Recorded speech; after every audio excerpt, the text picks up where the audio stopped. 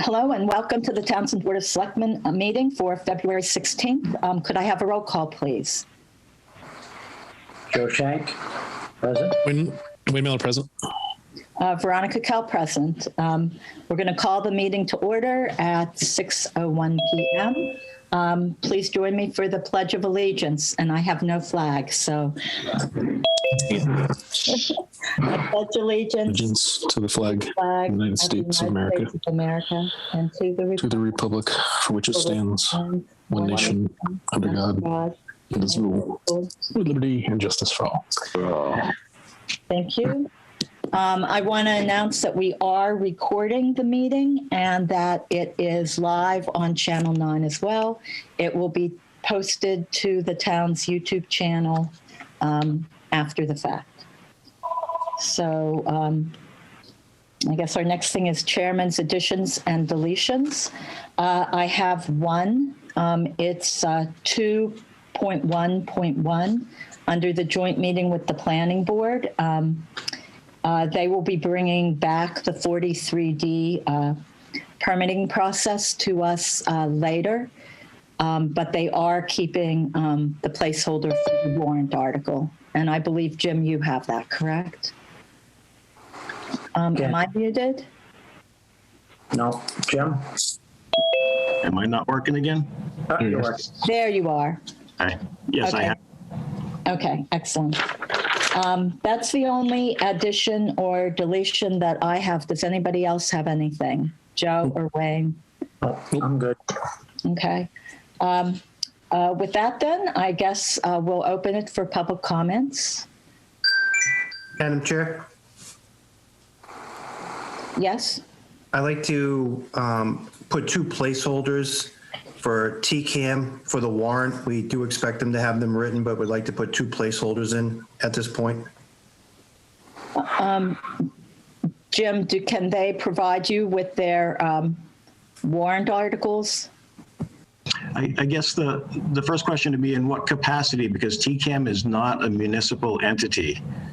So maybe it's something, if you have a specific need, Steve, present to the board, and if it's something that the board supports, then the board could potentially sponsor it if it's in the town's interest to do so as well. But you're a private nonprofit, so it's not as simple as just that. So then I guess my question then to Steve is, so you have two articles that you would like the board to put on the warrant? We do. So, which would make sense to me. I think. Okay. I'm Dawn, in. do you have, are you? Everybody else is here. I can, yep. Mm-hmm. Someone has to mute Dawn Hayes. Dawn, could you mute yourself, please? All set. Okay. So Steve, go ahead. Just to what you're saying, yeah, we do have two articles that we can present to the board for a town meeting. We're in the process of writing them now. All right, then we have a meeting next week. Can we add, I had requested, Jim, to have you put, to add to the agenda warrant articles and maybe an executive session for other reasons. But so we could add this then. Steve, would you be ready to come to the meeting next week, Tuesday? Yeah, we'll be ready. We'll have the articles ready by that time. Okay, all right. So. Ronnie, just a quick question. Next week, Tuesday at 6, it's work session, or are we having a regular selectmen's meeting? It's a work session. It's for the agenda. It hasn't been posted yet, correct, Jim? Correct. But we did work on the agenda. Yep. So it's mostly for policies and procedures, organization, and evaluation. But we could add it. The date, the deadline for warrant articles is March 1st. So if there are articles that need to be brought forward to the selectmen, that would be the time to do it, to get it on the March 1st agenda. Okay, thank you. You're welcome. Anything else, Steve, before I? That is it, Madam Chair. Thank you. Okay, thank you. Other public comment? I'd like something. Chaz, go ahead.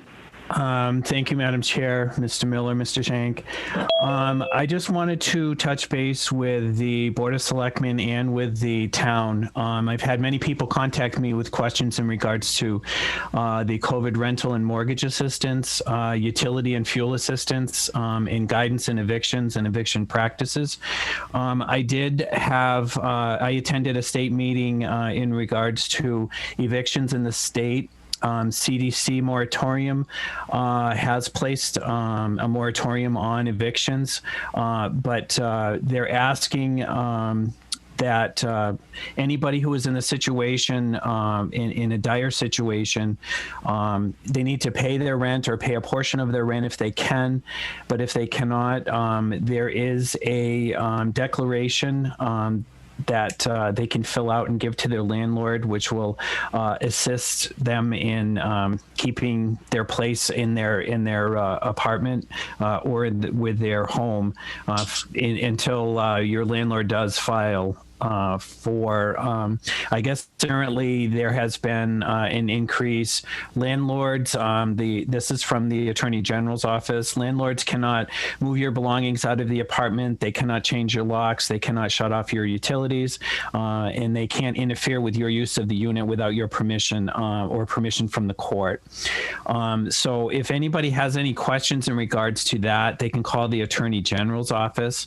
That number is 617-727-8400. That goes directly to the Attorney General's office, and just say that you're having problems with eviction, and they have a whole section now that's just dealing with the COVID situation. I did also, for the assistance in regards to the RAFT program, which is Residential Assistance for Families in Transition, or IRMA, which is Emergency Rental and Mortgage Assistance. There is, Madam Chair, I forwarded you a spreadsheet. I'm wondering if you do have that. If it's the right one, I do. It's the one with the incomes? Yes, it shows the income. I just wanted to give people an idea of the, this is the maximum income available, and these are part of the criteria for the RAFT and the IRMA. As you can see, the income eligibility limits for the RAFT are 50% and 80% of the average medium income. So the figures that you see here for one person, two persons, three persons, those are the income caps. So if you make less than that, then you would be eligible for these programs. That has been a consistent question that I've been getting in emails on a daily basis. My last thing, I just wanted to say that if any townsperson has any question in regards to housing, landlord issues or anything like that, you can send an email to housing@townsendmass.gov. We do try to get an answer to you right away, but we'll always answer you within 24 hours. We have our admin that will answer if I see it, and I know that I can give you further information or telephone numbers to people that you need to contact. I will do as well. But that's all I have, and thank you for letting me share that with people in Townsend. Chaz, can I ask a question? Absolutely. Okay, so we had requested COVID funds for mortgage assistance. Mm-hmm. Is that this line, this IRMA line? The way that they're doing it is you're going to be applying for both, and wherever you fall because they're going to look at income, they're going to look at how the household makeup is and that sort of stuff. So you're actually applying for both programs, and they're going to see where you fall to get to be able to take care of the most of your rent. If you have a mortgage as opposed to a rental unit, mm-hmm. as opposed to renting a unit, would that put you automatically into here? Into IRMA, yes. Okay. All right. I'm going to stop the screen share now. Then okay. Thank you for doing that for me. Figure out how to do that. Ah, I see. Okay. Any other comments during the public comment period? All right, seeing no other comments, then we will go to agenda item 2.1.2, which is the MVP HMP presentation and final approval. So I believe we have Adria here, and she's going to make a presentation. And Adria, I have to ask, are you teed up to screen share for this? Yes, thank you. It looks like I am. It sounds like you can see my screen. Then I will, yes, I can see your screen. Hopefully everybody else can, so I'll let you take it away. Fantastic. Well, thank you so much, everyone, for having me here tonight to talk about MVP. My name is Adria Boynton. I'm a resiliency specialist with Weston & Sampson. I've met many of the folks on the line already, so great to see everyone's faces over Zoom.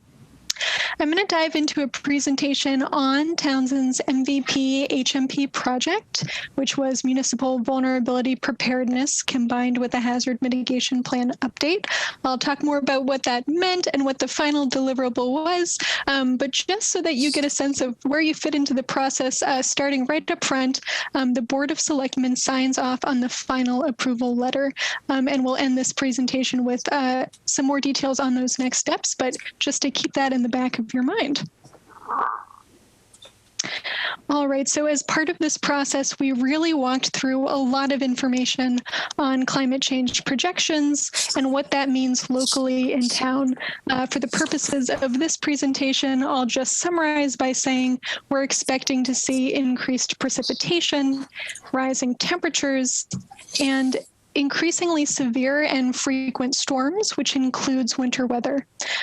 We also expect to see not just these changes locally, but regionally, and those regional changes can impact us locally in many ways, whether it's, people moving to different locations or impacts on the ability to go to work or impacts on the movement of different goods. So some more information on the MVP process itself. This is Municipal Vulnerability Preparedness. This is a state process here in Massachusetts, and it's really combined of two main phases. So the first phase is the MVP planning grant, and that is the piece that the town has completed pending this formal adoption. So in the planning grant, you're really working on defining your climate hazards. There's a lot to look at, but what are the top hazards in your community? You're looking at local features. So where are your vulnerabilities and where are your strengths that you can leverage in planning for increased resilience? You work on developing priority adaptation actions or strategies that can increase your resilience. And when you complete this planning process, you become MVP designated. The town already is. And that's you eligible for the second phase of MVP, which is the action grant. And this is the thing that makes MVP a really great option, because stop at the planning phase, it moves forward into implementation. And that's what the action grant does. It can fund the implementation of those priority adaptation action items that you identified in the planning process. Another note I'll make here is that Townsend did combine their MVP plan with an update of their hazard mitigation plan. And this just made a lot of sense to take advantage of the overlaps between those planning processes and to look at the full suite of environmental hazards that have occurred historically, which is really what the hazard mitigation plan does, but also look forward and be really forward thinking in preparing for climate change. So now that you're at this exciting step where you've pretty much completed your MVP planning phase pending adoption, what can the MVP Action Grant fund? It can fund a lot. And that really ranges from assessments to redesigns and retrofits.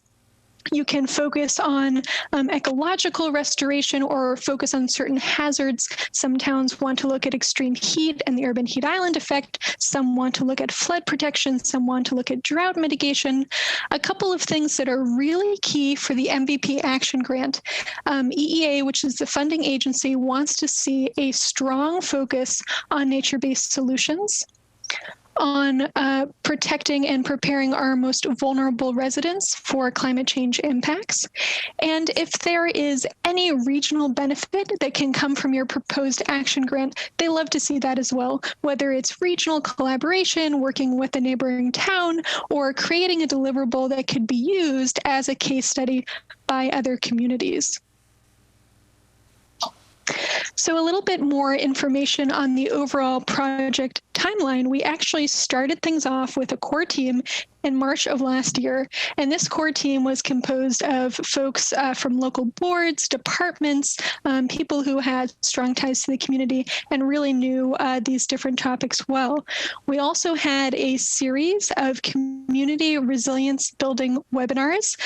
Pre-COVID, we used to do these community resilience building workshops in person. It was a full day event, but we were able to transition quickly into a virtual format. We had 3 webinars focused on 3 different topic areas. Those were infrastructure, environment, and community.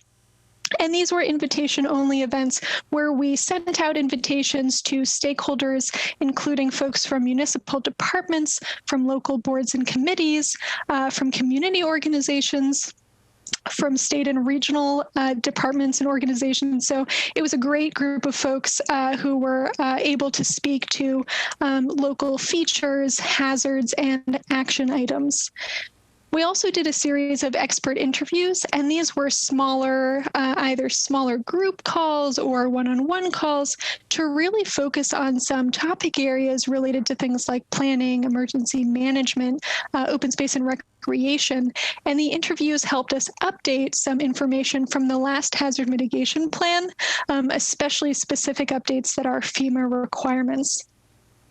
Then we had an online listening session. This was completely open to the public, and it's where we presented some of the findings from this process and said, here are the top hazards we've identified in the community. Here are some of the local strengths and vulnerabilities, and here are some of the priority action items. And we were able to get some feedback on those items. So we wrapped up our full HMP MVP report in June, and since then it has gone through review by MEMA and FEMA, and I'm happy to say they have approved it pending adoption by the Board of Selectmen.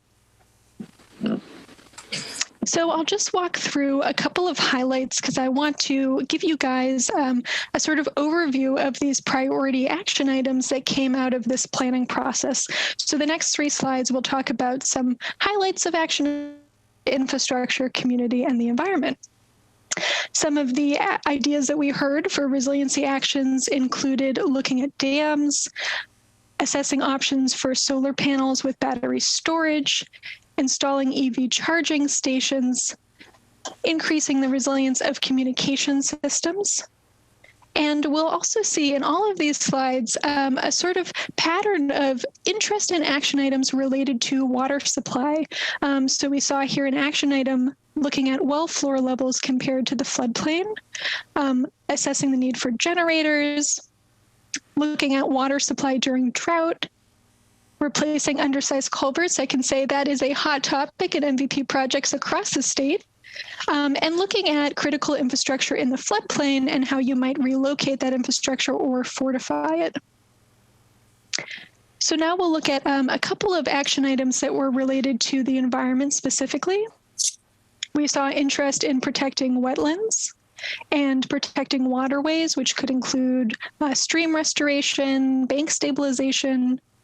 We saw interest in studying options for protecting aquifers and the town's water supply. Like I said, this came up as a recurring theme, a recurring interest.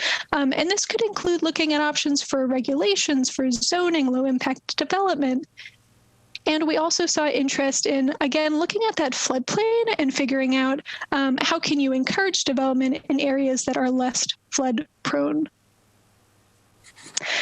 Now, a couple of items related to societal action items here. So we saw a lot related to supporting our most vulnerable residents. So that could be providing services for residents who might be at risk of isolation, language support for adults, especially when we think about emergency communications that might be shared in English, and how can we make sure we're reaching everyone. So translating documents in emergency communications is the next bullet there. We saw some interest in actions related to economic revitalization, assessing the risk of storms to municipal buildings so that they can provide services for the community, providing additional municipal staff and training, especially when thinking about responding to extreme events, creating an agricultural advisory committee and supporting local farms, and also thinking about how we could create more garden spaces for residents, and providing equipment for the food bank. I also wanted to highlight that we shared a public survey, which got great responses, and we saw some similar interest in the action items here. The top rated action item was conducting a vulnerability assessment related to the impacts of climate hazards on the town's well and water supply. So now that I've sort of walked you through the process and some of the outcomes, we can talk about next steps. So the key thing is that we are in this approval process stage. So we've drafted a certificate of adoption that was a FEMA requirement for the draft report. When that's signed by the Board of Selectmen, the town will send that signed adoption back to FEMA. They will share their formal approval letter because they've already approved the plan, but pending adoption. So they'll share that formal letter. We'll update the report with those signed letters, send it back to FEMA and EEA for their records, at which point EEA will post the final report on their MVP planning report website as a resource. And then the other next step is that the action grant application is coming up this spring. It's due in June, and there's a deadline coming up for an expression of interest, which basically tells the MVP regional coordinator you're interested in a project idea, and then you can set up a call with them to discuss it in a little more detail and get their feedback. So that's the full presentation. And Beth, let me know if I missed anything or if there's anything you'd like to add. And you might be muted. No, I just want to say thank you. That was excellent. I think you covered everything. All right. Thank you, Adria. I should mention that Adria works with Weston and Sampson, and they were the engineering firm that helped us create this plan last spring and summer. And so we thank you very much for helping us to get to the point where we can adopt the plan. So I guess at this point, what we need then is a motion to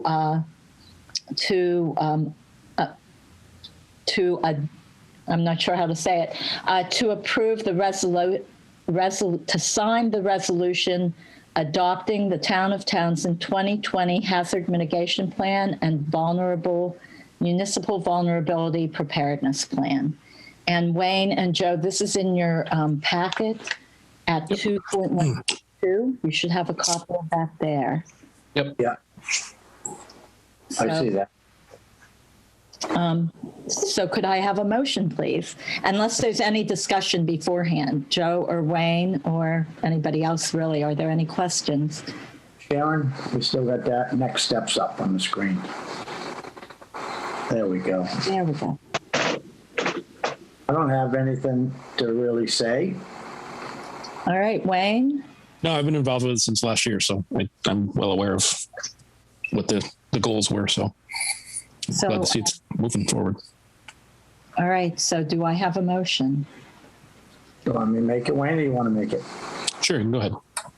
I make a motion that the Town of Townsend adopts the resolution for the 2020 Hazard Mitigation Plan and Municipal Vulnerability Preparedness Plan.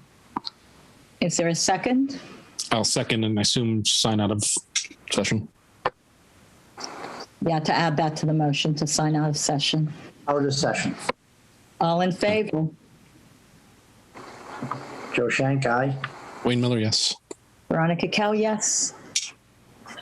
Good job. So congratulations to the town. We have our MVP, HMP plan adopted. Thank you. Great present. Thank you. I have one other thing on the agenda. I had put discuss next steps for MVP action grants.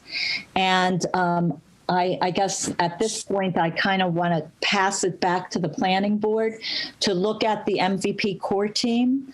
I personally think it would be a good idea to look at who is on the team and to reconvene the team to talk about MVP action grants. and applications for that. This kind of goes in conjunction with 4.5 on the agenda, the Community One Step for Grants. We're going to be talking about that later.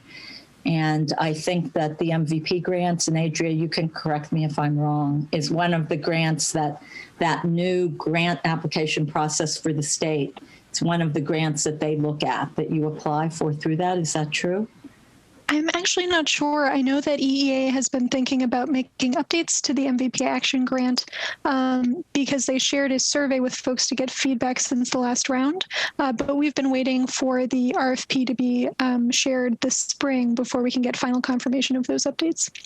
Okay, and you had mentioned that there's an initial process. What is the deadline for that? So the deadline is the 26th, and this is sort of a formalization of what they've done in the past. Previously, they would say you can reach out to your MVP regional coordinator before the RFP is released to talk about project ideas. And this year, they're doing something new, which is you submit an expression of interest online, and then they'll follow up to schedule a call.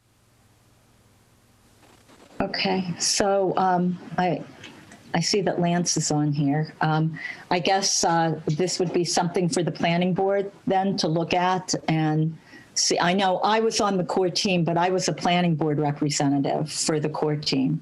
And I'm not on the planning board anymore. So I think that team would need to, I guess the question for me is how is the town going about applying for an action grant? Because it would be great if we did. I know we applied last year and weren't awarded. So it would be good to put an application in again. Well, if I could just add, if it's all right with the planning board, I would be happy to start the process again with reconvening the core team and getting the process started. So how does the rest of the Board of Selectmen feel about that? Is that any comment? That's fine with me. And so Beth, I would say if you're willing to do that at the next planning board meeting, so that, because we have a limited time to get in our expression of interest, correct? Yes. So, all right. Thank you very much. That's all for 2.1.2. And our next one still under the planning board discussion is 2.1.3. Are we ready to move on to that, Beth? Yeah. Are you? Okay, so discuss and review and approve the Townsend request under the UPWP program. And again, this was in our, I'm looking for it. It was in our packet, I believe. And I know it was updated since the packet was made. So there was slight modification, not major modification. So at 2.1.3. If I may, Madam Chair. Yes, go ahead, Chaz. What we've had? Did you guys receive a new letter today? I would think if it was sent out. Yes. So I received it. Okay. Wayne and Joe, did you two receive it? Yeah. Okay. Okay, basically what we're asking for here, that the results of this walkability and bikeability study was focusing on the downtown common to the high school. We've identified also that the important safe routes that need to go up to the security complex, the library, the schools that are up in that area. So it was discussed with MRPC that we also would like to be able to include this area as well. So it was suggested that we're requesting an extension to the walkability study to encompass the area from the town common up to the complex in the school, the library, and the senior center. So that's really where we had asked, we basically had passed it by the Board of Selectmen before, and they agreed that this was okay, but we wanted to get, not really permission, but we wanted to get your okay that we can ask to have this extension to add it to this. My major reasoning behind this is that we have several other grants that we're applying for that all dovetail into this one particular project. And if we can get this extended into it, we can then kind of merge everything together.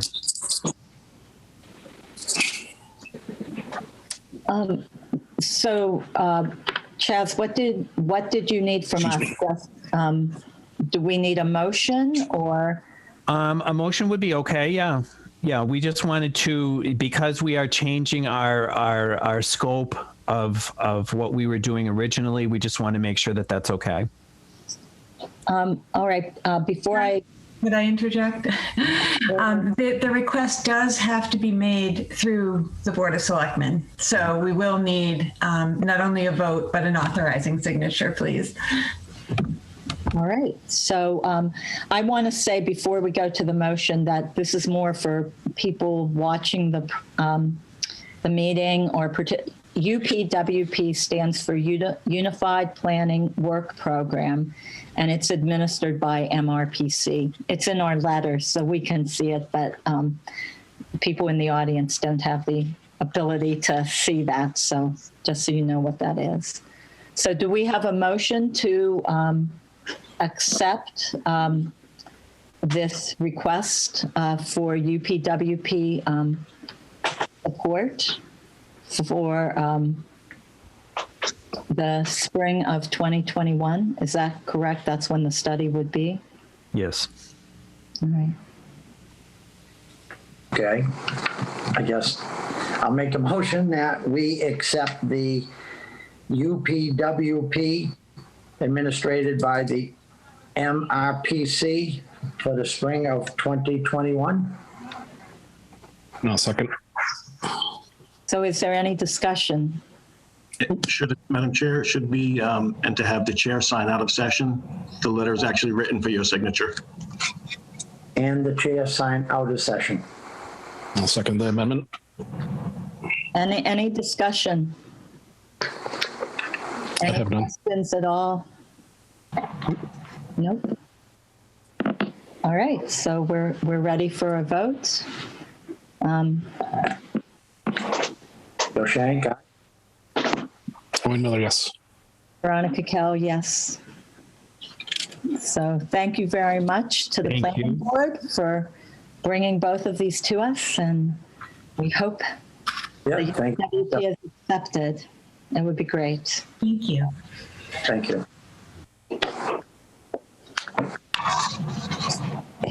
All right. So moving on to Section 3, appointments of officials, personnel. 3.1 is discussion regarding conservation agent, cultural council, town accountant, and discussion of scheduling an exit interview with the town accountant. So for people that may not know, our conservation agent, David Henkels, resigned as of last week. We also accepted a resignation from Jane Jackson from the Cultural Council, and also from Laurie Plord, our town accountant, effective in March. So I guess the question becomes, what are we doing about support for the Conservation Commission? I think the Cultural Council can have up to what, 22 people? Is that correct, Jim? 22 or 26, but yeah. Yeah, there's in here, there's a notice that I think has already been posted. Is that true? Correct. It might be a continual posting because this can have up to 22 members. So Cultural Council, and there's a suggested posting as well for the town accountant in the packet. So I guess I would open it up to Joe and Wayne if you have any thoughts on this. Or Well, I've got some thoughts, I guess. I've only been here less than 3 weeks and quite alarmed with the amount of people resigning. So with that said, I think we need to really sit back and think about this and get these positions filled, get the support we need in each one of these departments, because if we keep losing our good employees in this community, we're all going to be in big trouble. So whatever we need to do to post immediately, to go out, reach whoever we need to, and get these vacancies filled. Because if you keep putting the extra burden on the other employees, I feel we're going to have a bigger problem down the road. That's just my opinion.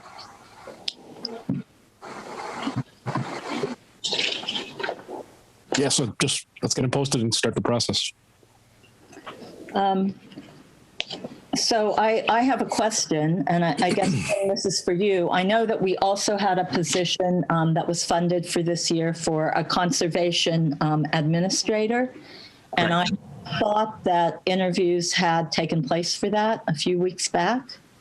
They had. Wondering what the status was of that, and if, I mean, I haven't seen any resumes or anything like that. I don't know about you, Wayne, or.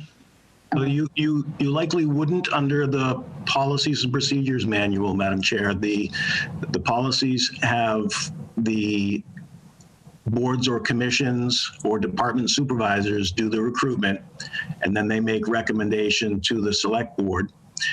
So that process had begun for the conservation administrative assistant position. Concurrently, this board started having discussions about not funding certain positions that were funded but not filled as we build next year's budget. So that put us a pretty... There, Jim. I had no say in that, so just...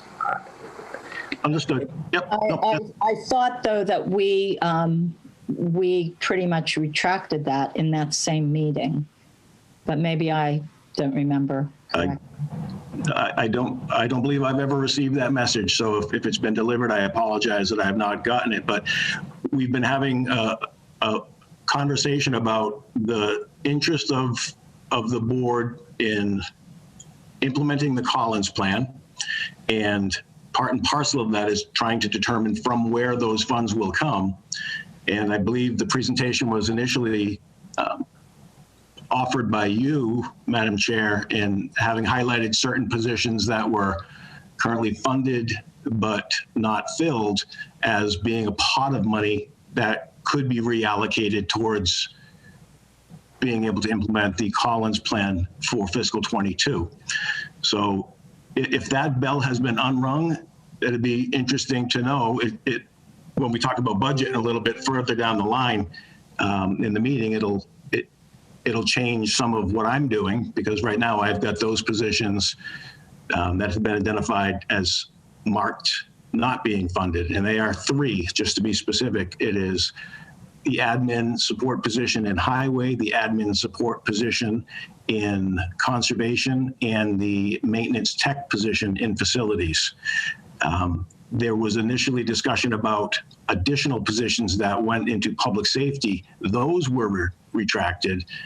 I got that message loud and clear that we weren't going near the positions that were funded but not filled in the public safety departments. But I've not yet heard that there's been a change in position of consideration regarding those 3 positions that I just identified. I thought that if the hiring in those positions was underway, and that included the public safety positions, that was why there was a retraction in the public safety, was that the hiring was already underway. And so I guess, I don't know if it was verbalized, but my understanding was that if hiring was already underway, those positions would not be removed. And I think the 3 positions that you just named, they, as far as the dollars that they can provide to implement the matrix, it's not it's not. It's about $65,000 combined within three. Yeah. Right. But if hiring was underway, I guess in that meeting, I know Chief Sartell came on and said, wait, I'm hiring already. Mm-hmm. And I thought the discussion was that if we had hiring underway, we were going to go forward with hiring. But maybe I didn't make that clear, or I don't know if, I'm not sure if Joe was on the board yet or not when we had that. Do you remember what meeting it was? I don't think Joe was on yet, and I think that's the point he was just making is don't paint with a broad brush and say that I said that. I remember it, and what I remember is we were very specific with the public safety positions. I don't recall going down any of the other routes. Yeah, I don't remember listing any of them specifically. It was more of a general, and then it was if hiring is underway already, then we should go forward. Okay, well, just if you want to just give me that direction, just so we have it of record clearly, that of those three positions that I've identified, the only one that hiring was underway was the conservation admin. The maintenance tech position wasn't, and the admin in the highway wasn't. So if you want to unlock that one position in conservation and allow that to move forward, just let me know and I'll make the adjustments in the budget. Well, I think given that we have a conservation agent resignation, so right now conservation has absolutely no support. And I think that if we were in the process and had interviewed, maybe we should go forward with that. Because I know that they were undertaken. Yeah, they were prepared to present a candidate to you about the same time that the discussion about not funding it next year came up. So that's why it all stopped. But Karen Hill was on. I don't know if she still is. I am so here. I don't know how quick. Oh, there you are. Recognize me in your beat. Yeah. I don't know how quickly that packet could be dusted off. I know, Madam Chair, you asked me earlier today or last night for backup information on what that process had been. So I did reach out to Karen today, and she has sent me the letters of interest and resumes they had received and the advertisement. So it's all there to be dusted off and re-energized if it's the wish of the board. Well, I guess my thought on that is that we have a meeting next week. Joe and Wayne, what do you both think? That was supposed to be our work session, so targeted a lot in there, but it seems to get longer and longer every time. But go ahead, Wayne, what do you think? I and just as my past history here, keeping the work sessions as work sessions and not developing into full meetings, it gets very ugly very quickly. I, for one, am not a big fan of it. So, I would agree. It would be bad. I think we have to have a work session because the stuff that we've asked for to be put on that work session, I hope you two agree, it's going to be quite involved to do it and do it right for the community. So then what I think I would recommend is to have conservation bring forward the candidates, if you could forward to the Board of Selectmen the candidates and the resumes and all of that so that we can put this on our March 2nd agenda to consider someone for hire. We've already done that. We've already gone through the interview process. We've chosen our candidate. I should say we, it's only me now, but we've already done that. And actually, there was a letter in the packet that I gave Mr. Kreidler asking you to put a person forward into the position. So I guess I'm just questioning why you want to, for lack of a better word, re-interview people or see the credentials of the other people that we didn't hire or didn't choose, I should say. Well, I guess we don't even know where.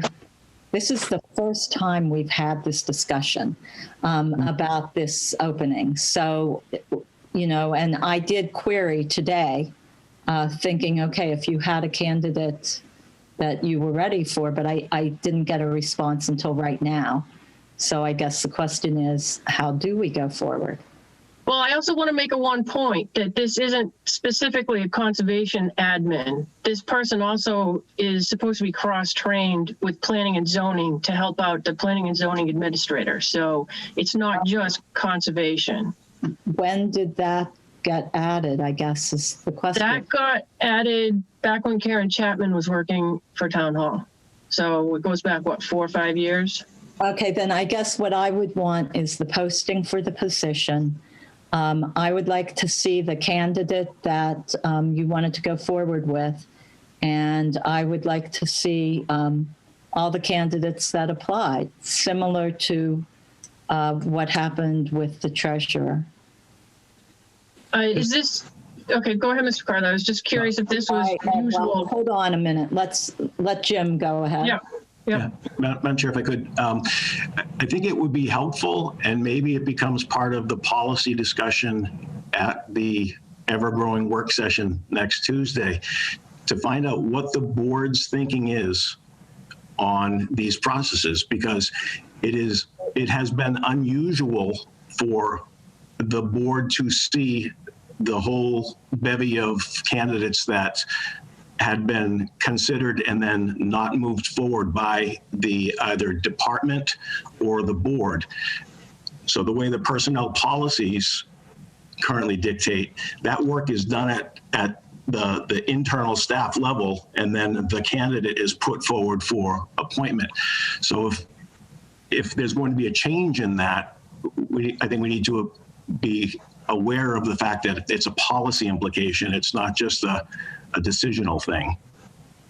Madam Chair. Yes. I don't think, in my opinion, I don't think we would need all the applications if the conservation or the planning, any of them are interviewing those people, they all come in, well, they're going to narrow it down to 1, 2, or 3. And I think at that point, it would be nice the board at least sees them, but they bring it to us, not make a long, drawn-out thing on an application. They interview them, they bring them to us, make a decision, and move on. I guess town government moves a little slower than what I'm used to in my corporation, and I don't see it any different. I think we need to be able to figure this out, to get some of this stuff staffed and get people in place. And we don't need to see everything, but I think the board should be entitled to some kind of look at some of this stuff going on. So, Joe, do you want to see just the one candidate, or do you want to see the top 2 or the top 3? What are you looking for?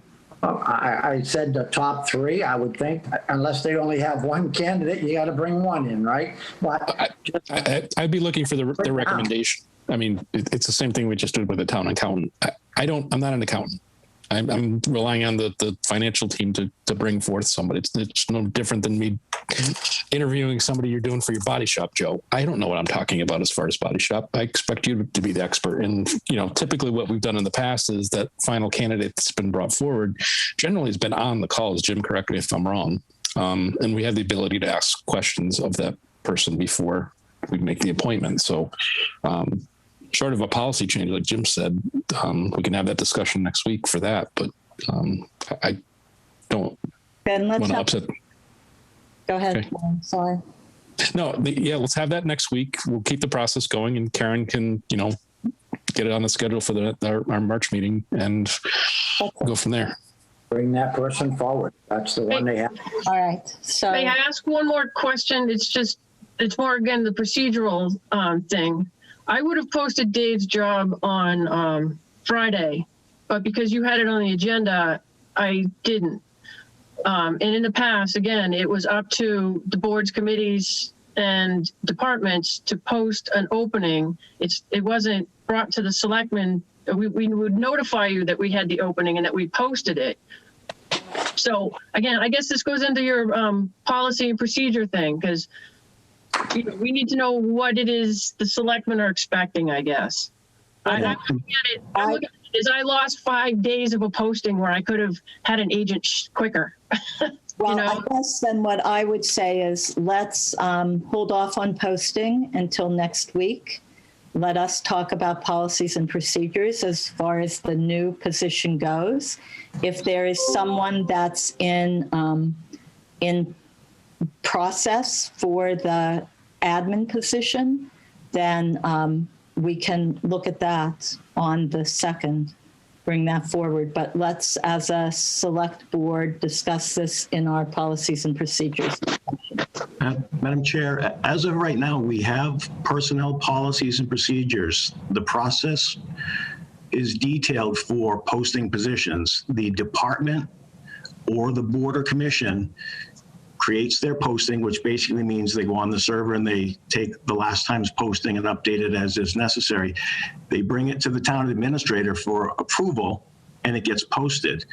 So my inclination, similar to what Karen was just saying, was that that's a ministerial thing that we, based on the policy that's been in place since '03, just do. So I too was, when I saw the list saying for the agenda, have discussion about the postings, pulled back and didn't go forward with putting up the postings. But I don't know why we would be waiting on putting the postings up.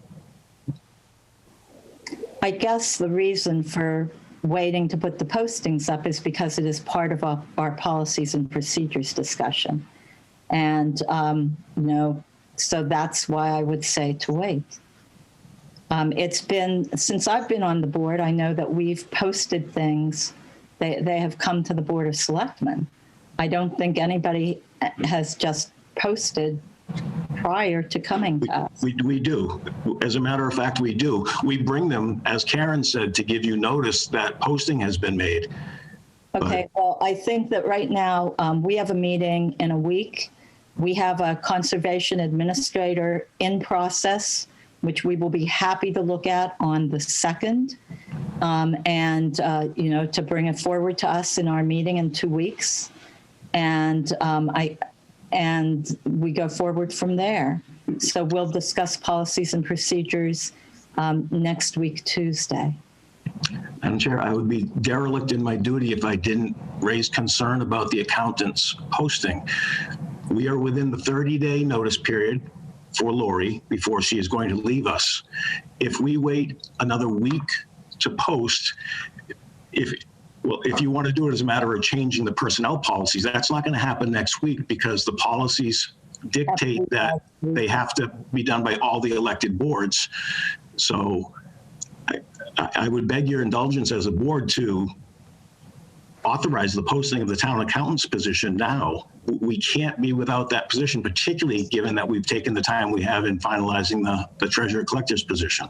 All right, then let's look at the town accountant position then. Okay, and first of all, we got to at least address Karen Hill's issue. Let's not, I mean, they're very shorthanded, all right? I agree. I definitely want to have some kind of at least idea as which way we're going to go with this. But I mean, if we don't need to recreate the wheel, and I support what you're saying, Veronica, we need to at least bring it forward.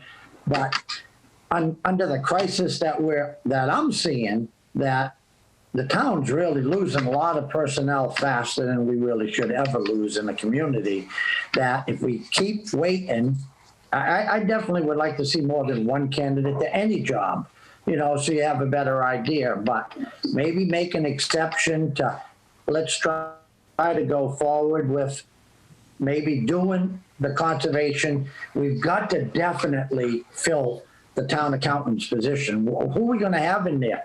I mean, she's going to be gone in a month. Who do we want to pull out of a job position, say, go into the town accountant's office and try to do what we can?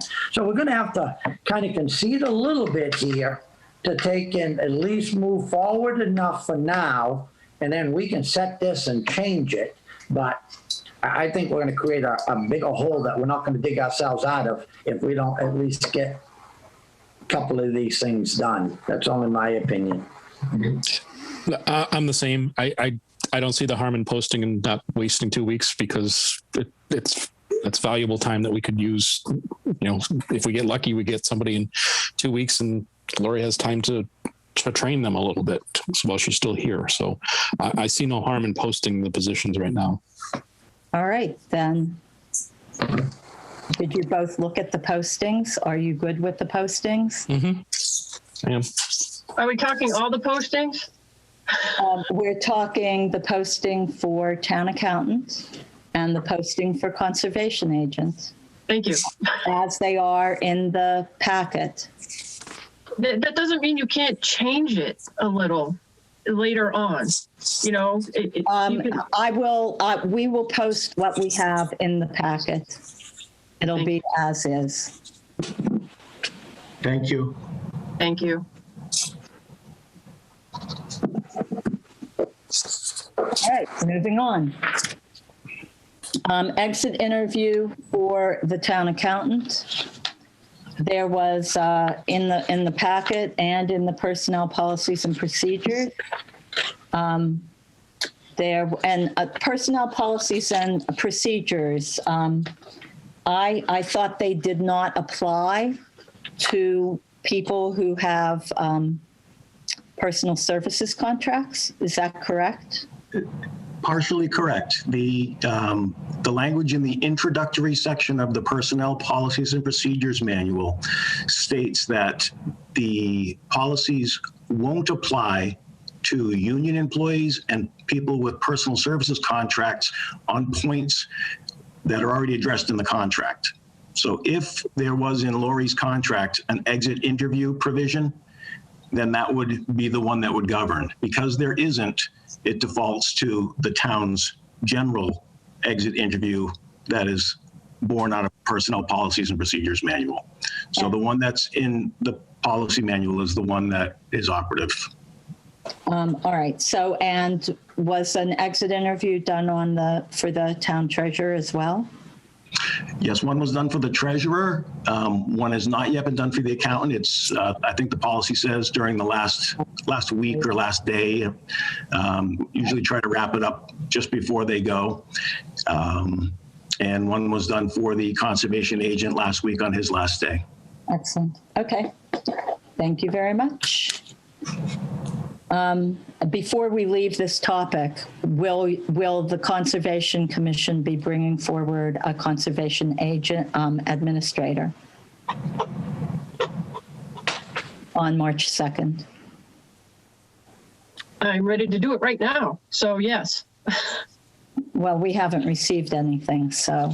Okay. Well, I didn't, it was in limbo. So. All right. Anyway. The next one, 3.2, moving on. Unless you, Joe, or Wayne have anything else to say. All right, 3.2, review and approve the posting for the agricultural committee. That was already posted. We did that at the last meeting. I'm assuming that the posting that went up was the one that we did approve, correct? Because there was one before that. All right. And again, this is something that it would be good to get people to apply for, because even the MVP grant, we need people for it spoke to the agricultural piece of things. So it would be great to find people for that. Anything else on agricultural committee? All right, moving on to 3.3. Appointments for the Open Space and Recreation Committee. I had a question on this. I was wondering if the committees, there are 6 positions, were committees informed that they needed to appoint people to that? Find out for you, because that'd be something. I'm sorry. No, I said I can find out for you. Normally that is the case when we have a posting that's going up, the seated members get notice. That's what I thought, but, so I would have thought that the Historic District Commission, the Recreation Commission, the Planning Board, the Water Commissioners, the Board of Health, and the Conservation Commission would have been notified that they needed to make appointments. There's a vacancy in the Water Commissioners? No. All of those 6 committees, the way the posting that we agreed to like a meeting or two ago. All of them, the posting says that there are 9 members, 6 of whom are appointed by 6 different commissions, the 6 commissions that I just mentioned. And so I guess I put this on here thinking that one of the, I thought the process and procedure that was followed was that when there was a posting for a committee that required a member from a board or boards, that those boards were notified by the Board of Selectmen office. They are. That's what I was looking for a member. And so that's why the last meeting and this meeting, I've been waiting for members to be appointed. But my question now is, were these commissions notified that they needed to appoint a member? Well, I guess first thing, if you've been waiting 2 meetings, we could have cut to the quicker meeting ago if you had asked the question instead of just wondered quietly about it. But that's a different discussion. I guess, Jim, that I assumed that there were processes and procedures. There are, and they have been followed, and they have been followed, Veronica. You didn't allow me to finish the answer. That is the process, and it is followed. But you've had that in your mind now for a couple of weeks and just wondered. And if you just ask, we could tell you. That's all I'm saying. Okay, so I guess the question is, were they notified? What I said is, I can find out for you tomorrow because it would have been done by Carolyn. She's not on this call right now, so I can find out for you tomorrow. That has been the practice since I've been here. I have no reason to believe it wasn't done, but it wasn't done by my hand, so I can find out for you tomorrow. Thank you. Way to reach out to her that question, and we can solve it right tonight. I have an answer. Carolyn? The planning board did put a new person in place. And I think she came to a meeting, maybe it was previous to you, but Carol, I'm not sure what her last name is. Carol has been appointed to the planning board. Was the planning board one of these departments you talked about? Yeah, was she appointed to the Open Space and Recreation Committee? Because that hasn't met yet. She's talking planning board. She was talking about Carol Loftus, I think, for the planning board. Right. Different subject. So right. Carol was appointed by the planning board? No, to the planning board. To the planning board.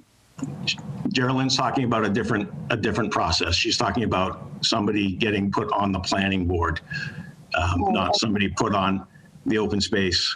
Oh, I was confused. I'm sorry. Sorry about that.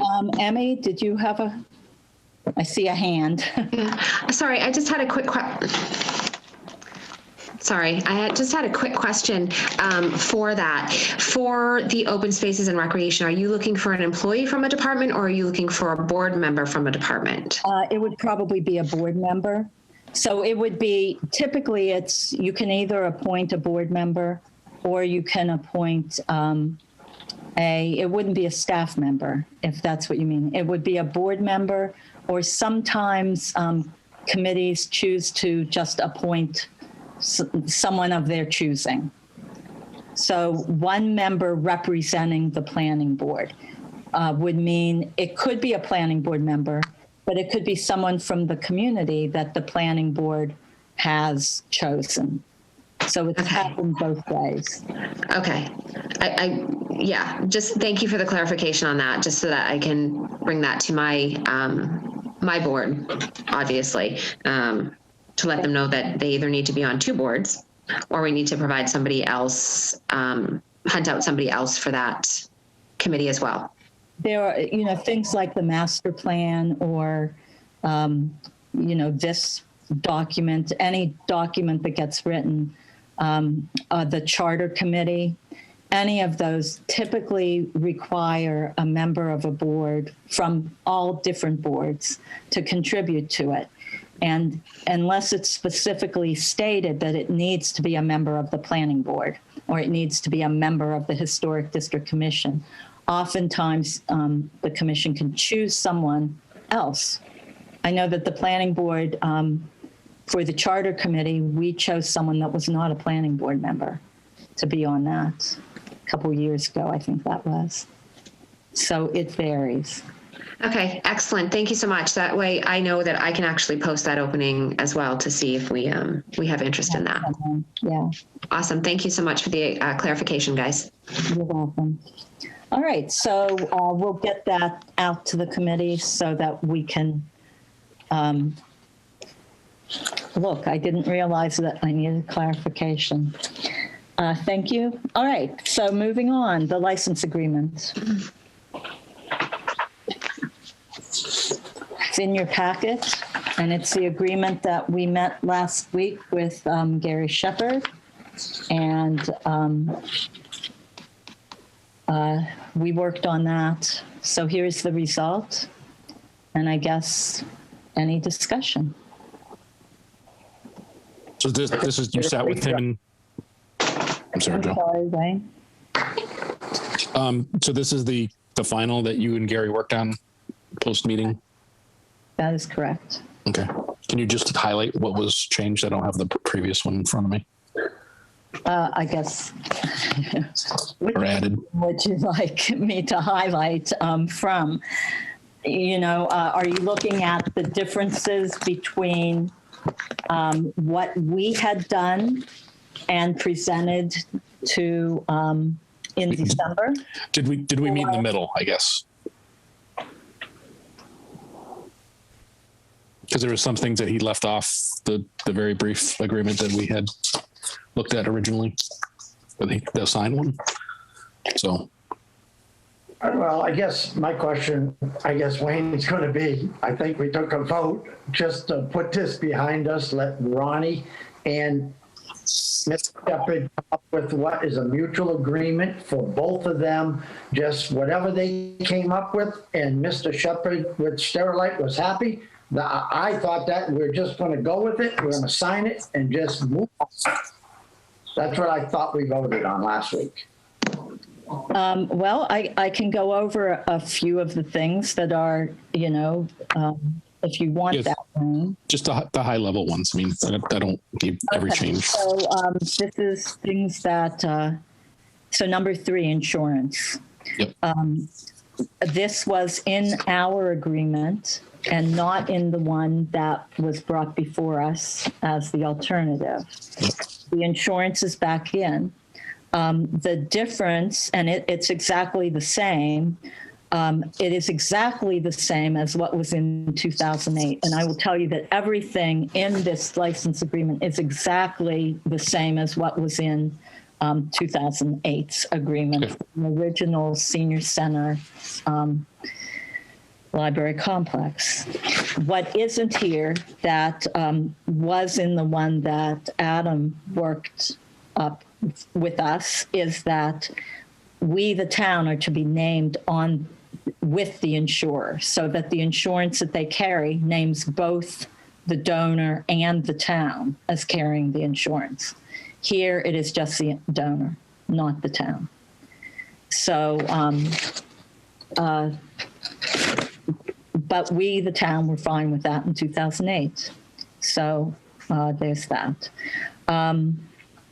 The other thing is, if you look at Exhibit A, the second paragraph, the contractor agrees to work in consultation with the Townsend Senior Center Director to take reasonable steps to minimize the impact of construction activities on the program and operations of the Townsend Senior Center. In what we had put forward, we said that the Senior Center would remain open all the time and that this construction would not impact it. In what was brought to us, it said that the Senior Center would be closed. So this one kind of meets in the middle. In other words, the donor will work with the Senior Center when needed for construction, activities. So there's that. Did you have a specific question? No, I was just, the insurance was the one that I was most concerned about, and I'm glad to see it's back in there. So everything else I'm fine with. All the rest of it is pretty much the way it is. On number 4, after Exhibit B, it says, upon acceptance of the completed building by the town of Townsend, the town agrees to release the donor from any and all further claims. Pretty much what that, and this was in previous, documents from the same donor. And we, the town, were fine with it at that point. So the only thing it means is that we need to make sure that we, the town, have done what we needed to do inspection-wise prior to the gift being completed. So the other things, I think there were two things that Adam had in the original that are not in here. One is a termination provision. There were never any termination provisions in what was agreed to with the town and the donor in previous constructions or donations.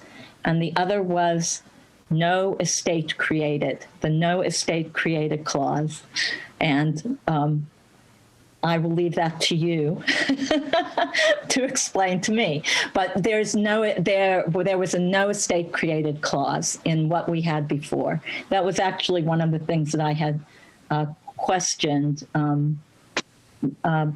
previously. It means that the donor is not vested with any estate in the site, is what that means. But I think that the sentence that's put there pretty much does the same thing in a different way. So, and that. Madam Chair, I think important to note is the inclusion of the sentence that I know was a concern. Town shall have no part in the designing, programming, or construction of the facility. It's understood that no town materials, supplies, services, tools, equipment, and labor will be used in the demolition construction of the facility. That was one that I don't believe made it into the shorter version, and I know that that was a point of some discussion, so I'm glad to see that that's in there because that's important for this project. Exactly. So it's in there for number one. In number one, about midway through, that is in there. So, the two, and the other one that is not in here that wasn't what we had was the site is accepted in as is where is condition with no warranties or representations when the donor begins the construction. So that's it. Yeah. I'm fine with it.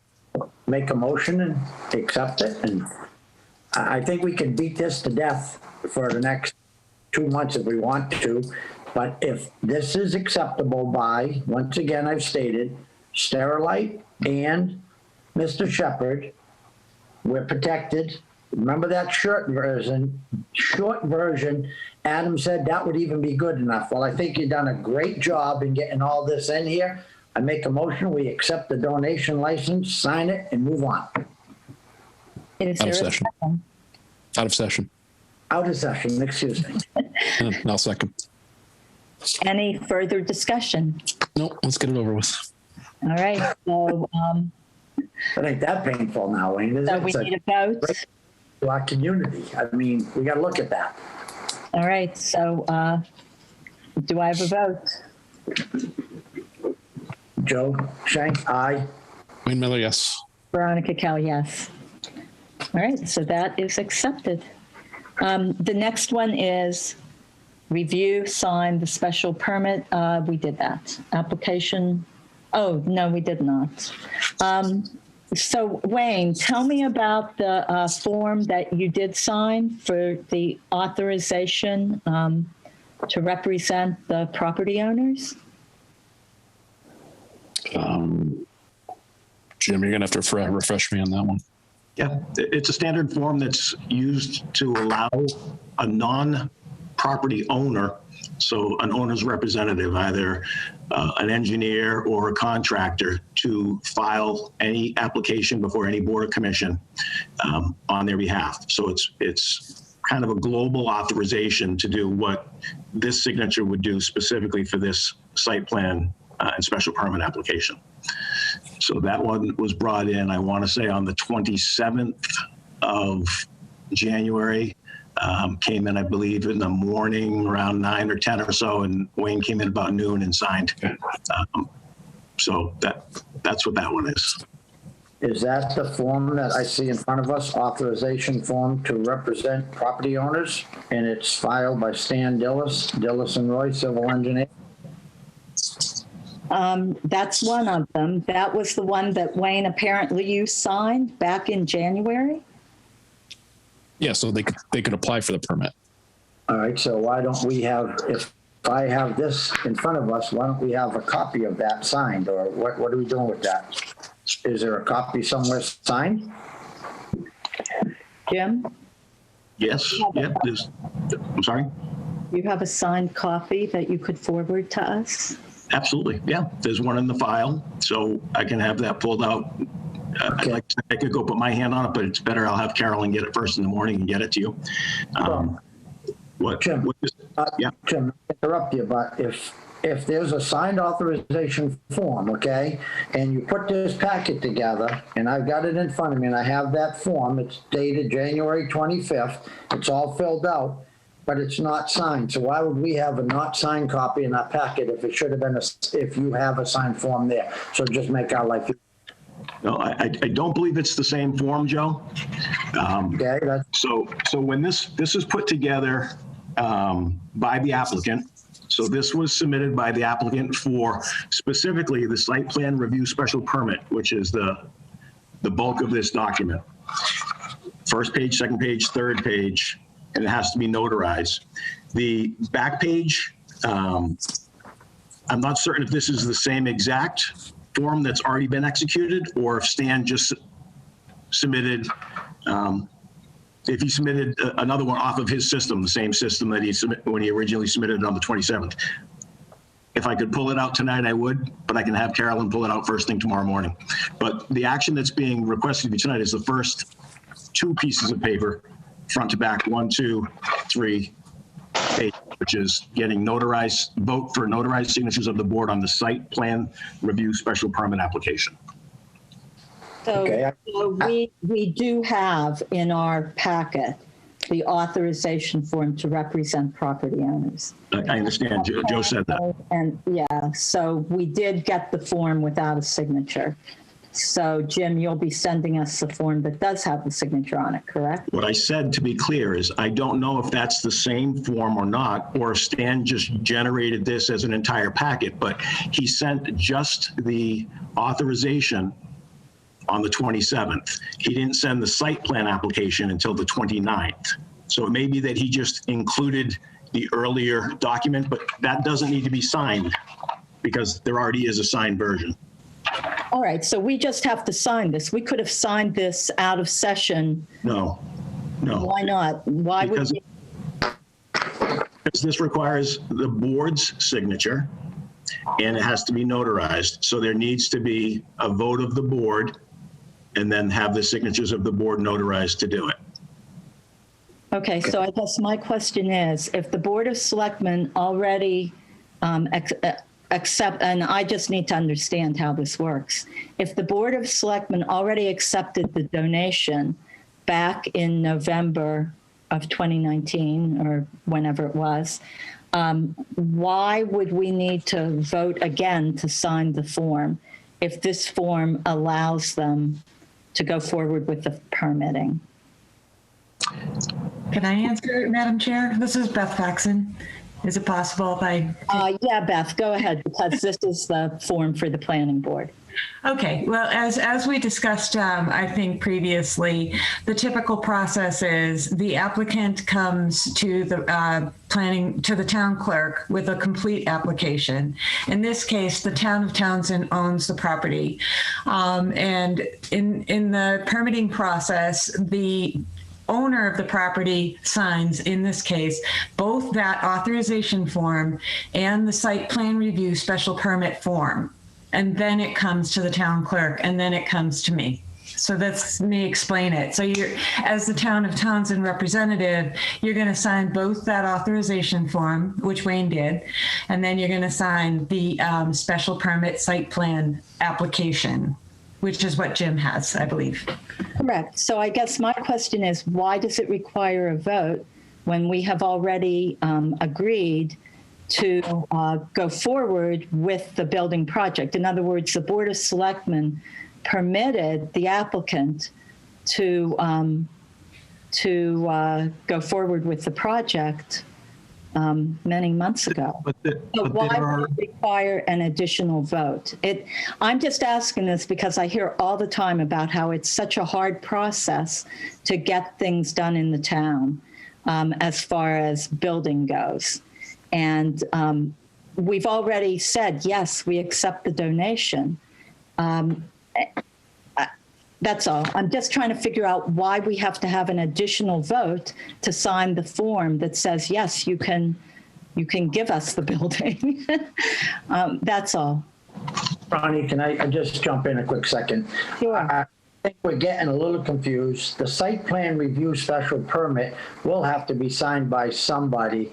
I built subdivision in town, and that's just so I think this is no different than anybody. Yeah, we've accepted the donation, and anybody on the planning board can speak and correct me at any time, but this still has to be signed. If I was building it, I would have to sign it. Well, the town's doing it, so we have to sign it. That's just part of the site plan. And I'm good with signing it. I'm not arguing with signing it. I'm trying to understand why we didn't need to have a vote or even know that this form had come in that Wayne signed. That didn't require a vote.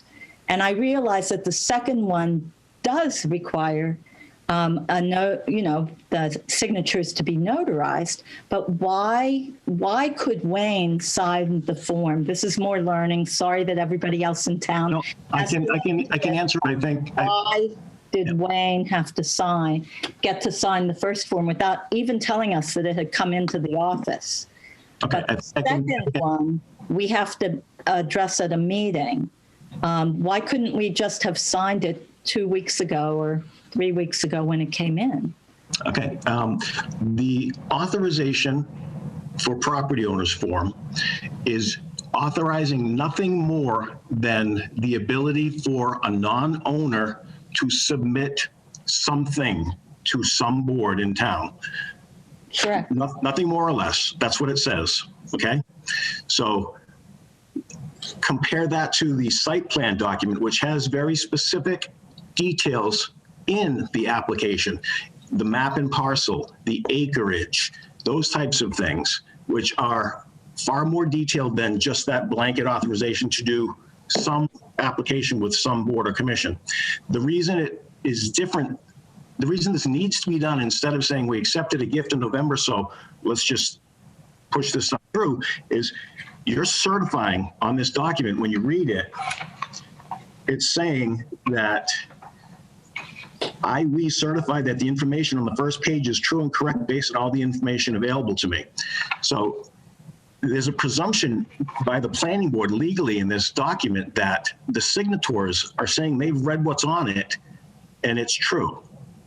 That's why this is different. You need to have looked at this and been able to say, yes, this is accurate, and then sign it. The other one was just saying, we'll let you file something. This one is the actual something. You look more confused. No, it's fine. It just, it's just, so we could have had this site plan review form like back in September, pretty much, if they had put it in. Okay, I'm not going to go any further. Let's just have, if we need a vote, let's have a vote. Yep. We have to motion. Vote to execute and sign out of session. I make a motion, we vote to execute and sign out of session the site plan review special permit. Second. All those in favor?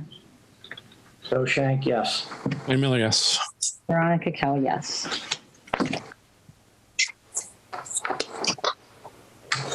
All right. 4.2 is a DLTA grant. This is again having to do with the open space and recreation plan. And similar to how at the last meeting, there was a request for local technical assistance from MRPC for the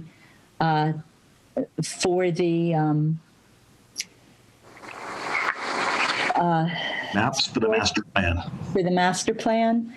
This would be a similar request for the open space and recreation plan to have some support for for this. We don't have anybody yet appointed, and this grant request has to be in on March 2nd. So similar to what happened for the master plan, where it was submitted on the day that it was due, and we approved it at our meeting on February 2nd. I would like to do something similar for March 2nd if the rest of the selectmen are willing to go along with that or are interested in doing that. I would have liked to have had members on the board ahead of time, but we don't yet. So it may or may not make sense. But our open space plan expired a year ago in March, pretty much exactly a year ago. And it would be good to have an up-to-date plan. So that's why I think we should put in for the DLTA grant. And if Joe and Wayne, if you agree, then I would write it up and submit it for approval on the 2nd and get it turned into MRPC then. And with me. Good with that. All right. Typically the assistance would happen next fall. And so by then we should have a team in place to work on that. So, all right, then I will get that together. Do we need a vote on that, or can we have the vote on the 2nd? Once it's You could take a vote to authorize you to submit, just in case there's a blizzard on the 2nd, or God knows what happens. So if you want to just do it. Meetings, though. We can always vote. No, okay, so let's have a motion to go forward with the DLTA grant submission for the open space and recreation plan. I make a motion, we go forward with the DLTA grant for the open space and recreation plan And sign it on March 2nd. of session, or sign it March 2nd. 2nd, yes. In our meeting, March 2nd. Or give me approval to sign it out of session. Maybe that would work better. Yeah. Yep. Give the chair permission to sign out of session. Second. Second.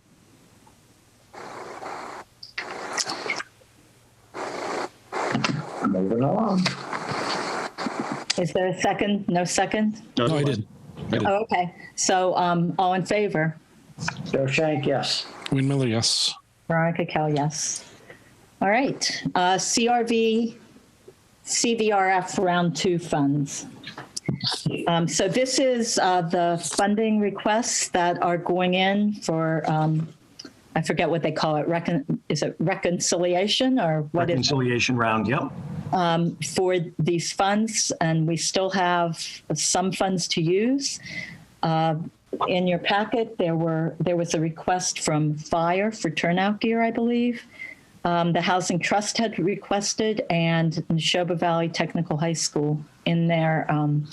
There was something that came out from that in their budget review a few weeks ago. So there we have it. Madam Chair, I think the fire chief has, he's on the call, but I believe because he's filed his grant now, he's pulling that request off from CARES. I don't know, Chief, if you want to just be able to speak to that. I'm giving you that option. We've had, as I said in the email last week, we had an insurance claim that's replacing 10 sets of gear from contamination at a fire. There's a state grant for 5 sets that we have not received yet, but it's almost a guarantee. It's an allocation per town population, so I don't believe it's competitive. So that replaces 15 sets. So I throw that out there as an option to you guys. If there's something that is more pressing than turnout gear, then it would probably make more sense to use it on something else. If not, we'll gladly take the gear. All right. So,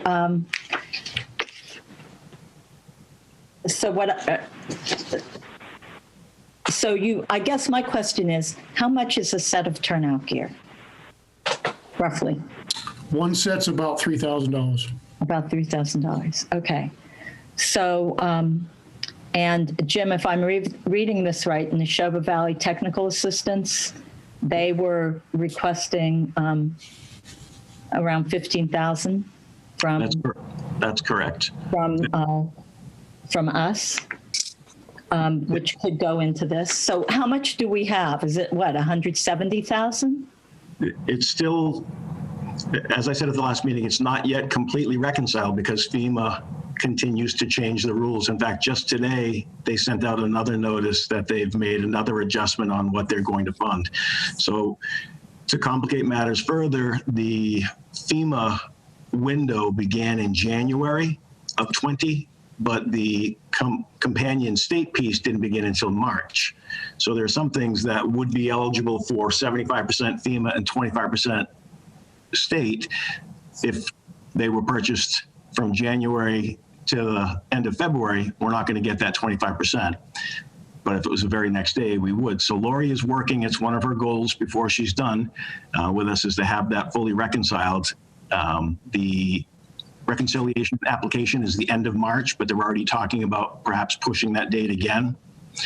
So right now, she believes safely it's about $170,000 that is unallocated, subject to change, obviously. So if you know, we put in for the 170 and the reconciliation comes back that it's 165, then we would have to submit the revision at that point. Okay, so we already voted 70K for housing at a 20K ask, 20K per ask, correct? Say that again? Didn't we already vote in a meeting a few weeks ago? In other words, the housing trust, the COVID funds for mortgage assistance, we told them that there was about 70,000. We were looking at the chief's turnout gear at 100,000 or right, something like that. And we were looking at housing. There was 70K left that could go at housing. And I thought we voted. Wayne, I'm sure you were there. I don't know if Joe was on. I thought we said we would explore, we would set it aside. I don't recall that the phrase we used was soft hold. Yes. That there'd be a soft hold on the 70,000 for housing, and we would see how quickly the 100 that's currently allocated goes, but that before the 70 was considered for anybody else, we would be coming back to housing on it. Okay.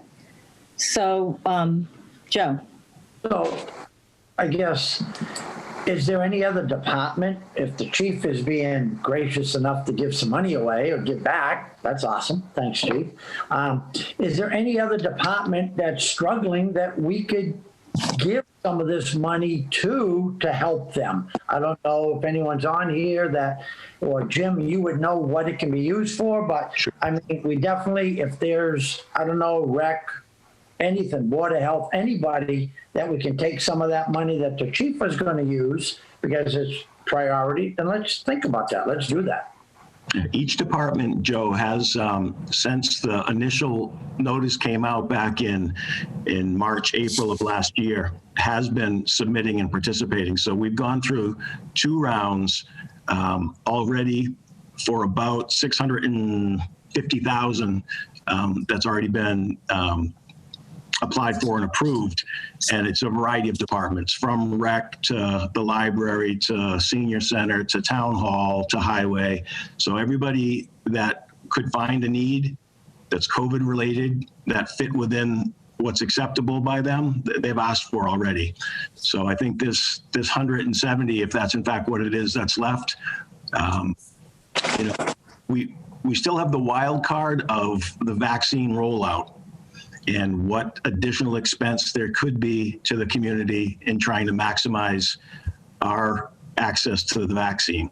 So, you know, to the extent that we cannot spend it on the turnout gear, as the chief has indicated, I think that's great because that leaves those funds currently unallocated. If the Board of Health comes back next week and says, as a result of the governor's new plan, we have the ability to host a vaccine clinic at the high school. I'm making that up. Don't anyone think that's real. But, that then gives us the ability to have those funds and go very quickly at getting that type of a project underway. But everybody has been picking at the list straight away for a year. Thank you. I have a thought, and I don't know if this is something that could be used with COVID funds, but I would like to see, if it's possible, some amount of funds to be put aside from COVID for digitizing records. I think with all the paper files that we have in the land use department and the building department, and with people having to work from home, it might be worthwhile to put, I don't know, $30K, $50K aside if we could digitize records so that people could work from home instead of having to run in to pull a paper file. It also then allows citizens to be able to access files on, 123 Main Street. They can go on and they can go through that master file and see what the history is on that site in terms of public records. So it's an excellent idea. I know Beth, if she's still on, Beth was just in last week talking to me about this, about seeing if we could do this. So I have reached out to our contact at the CARES Act to see if this is allowed. You remember we thought that the website was going to have been allowed and they pulled that back on us at the last minute. So we are looking into that because I think you're right. It does fit COVID nicely. And by the way, it's also a really good thing to be able to do for redundancy purposes. May I ask, in a previous meeting, the building inspector was looking for online permitting. Yep. And something that could possibly tie all the departments together. That would be a really wonderful thing to have. So that's actually, he's done review of 3 vendors so far. I sent him another one just last week that I came across through the MMA. So this is a discussion that's taking place. And well, my point is this money could be used possibly for that. No, absolutely. That's what I mean. Oh, fantastic. Yep. Fantastic. I think it's all tied in together. Chaz, go ahead. I guess 2 things. Number one is back when we had a previous land use coordinator, the Housing Authority also has information in regards to digitizing records for land use. So if any information you need, please let me know, Jim, and I'll also give you what we talked about at that point. Excellent. Thank you. Yeah. I think also I would like to see if we could maybe apply for some sort of for CARES for transporting our seniors from either Townsend Woods or the senior center to the local vaccination centers that they're going to be setting up. We're definitely going to need to have some sort of money allocated for transportation. I talked with RCAP Solutions and they don't have anything for transportation. I also, with the organizations that we've been working with the Housing Trust Fund, they also they have transportation, but it's more specialized. So I think if we ask for money to be able to have the senior center, don't they have a transportation, however they have it, to see if we can get money allocated towards that. I think that would help our seniors as well. One way to get that accomplished, Chaz, is through the LRT, the Lowell Regional Transit Authority. We've done that in the past when we've had transportation needs in town, and because they're governmental, we can do it very, very quickly and easily. So I just made a note while you were speaking on the list for reaching out to LRTA, to Karen, and the CARES guy as well, to see if, just to make certain that that's something we're not going to get any pushback on. But there was a conference call today with the governor's office about the very likely creation of a mass vaccination center at Devon's. Yep. So that'd be a perfect thing to be able to shuttle people back and forth. That's exactly what I'm talking about, because I was on that call as well. Excellent. All right. So what we're looking at then with these CARES funds are $70K for housing. And do we need votes on this, Jim, or are we just? I think we have the soft hold vote on the $70K for housing. Okay. As of today, I don't know what you're hearing, Chaz, from your partner agency. We still haven't had one invoice come through to be paid. So I don't know if the bottleneck is lessening at all, because I know that things are very, very backed up down there. Yeah, I think they're trying to batch, to be quite honest with you. They want to put it all together. From what I understand, there has been several approvals and they're not going to release them. They're going to release them all at once, like 5 or 6 when they have them. It's really documentation. Once they get documentation, then they'll be able to send it through. I also know that we have been had many requests in regards to utilities as far as fuel or assistance with that as well. My question to you, through you, Madam Chair, to Mr. Kreidler is, would we be able to get any funding to put in our Worthy Fund for emergency purposes?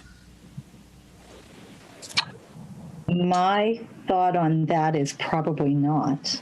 Yeah, definitely not the Worthy Fund, because that is its own construct, but it's a neat idea we'd have to be able to articulate the specific COVID-related purpose for which we want it, whether it's a supplemental fuel assistance, if you will.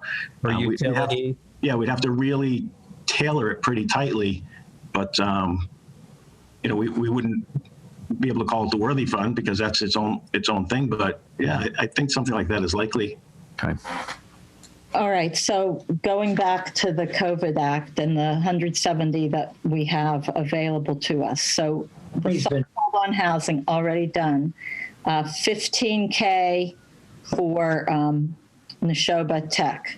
Madam Chair, before you do that one, just so the board is aware, the North Middlesex Regional School District early on in this process had a significant ask of the town. It was 6 figures that they wanted out of COVID funds. And at the time, there was a lot of confusion statewide about whether or not the funds that municipalities received under the CARES Act were intended to go towards educational uses. The response that we got back from the CARES Act folks in Boston that they got from their federal counterparts was that it was not to be used for education because they had their own CARES Act funds. So North Middlesex was told no.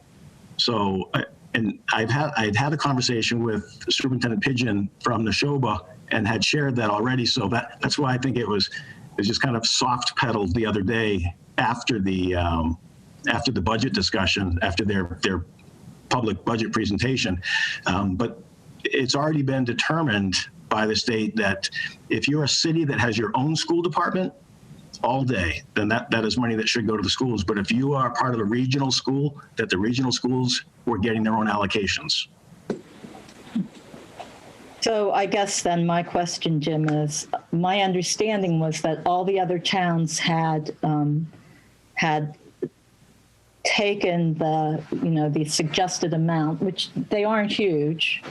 I guess 36K was the highest from Chelmsford. Right. That of the 8 or 9 towns in the Neshoba technical part, Townsend was the only one that did not contribute from CARES Act funds. That's correct. Did I understand that correctly? Absolutely, yes. Okay, so I guess my thought was that maybe we should, since it's 15K, if we are able to. But you're saying that we aren't able to? No, I don't believe that we're prohibited.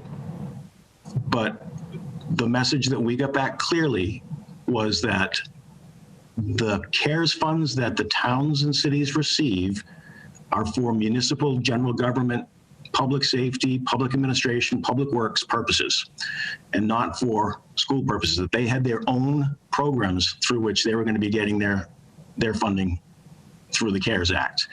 And I know that that's the case, that North Middlesex and Neshoba both received significant resources from the federal government down to the state, through the state, into their coffers from CARES Act funds.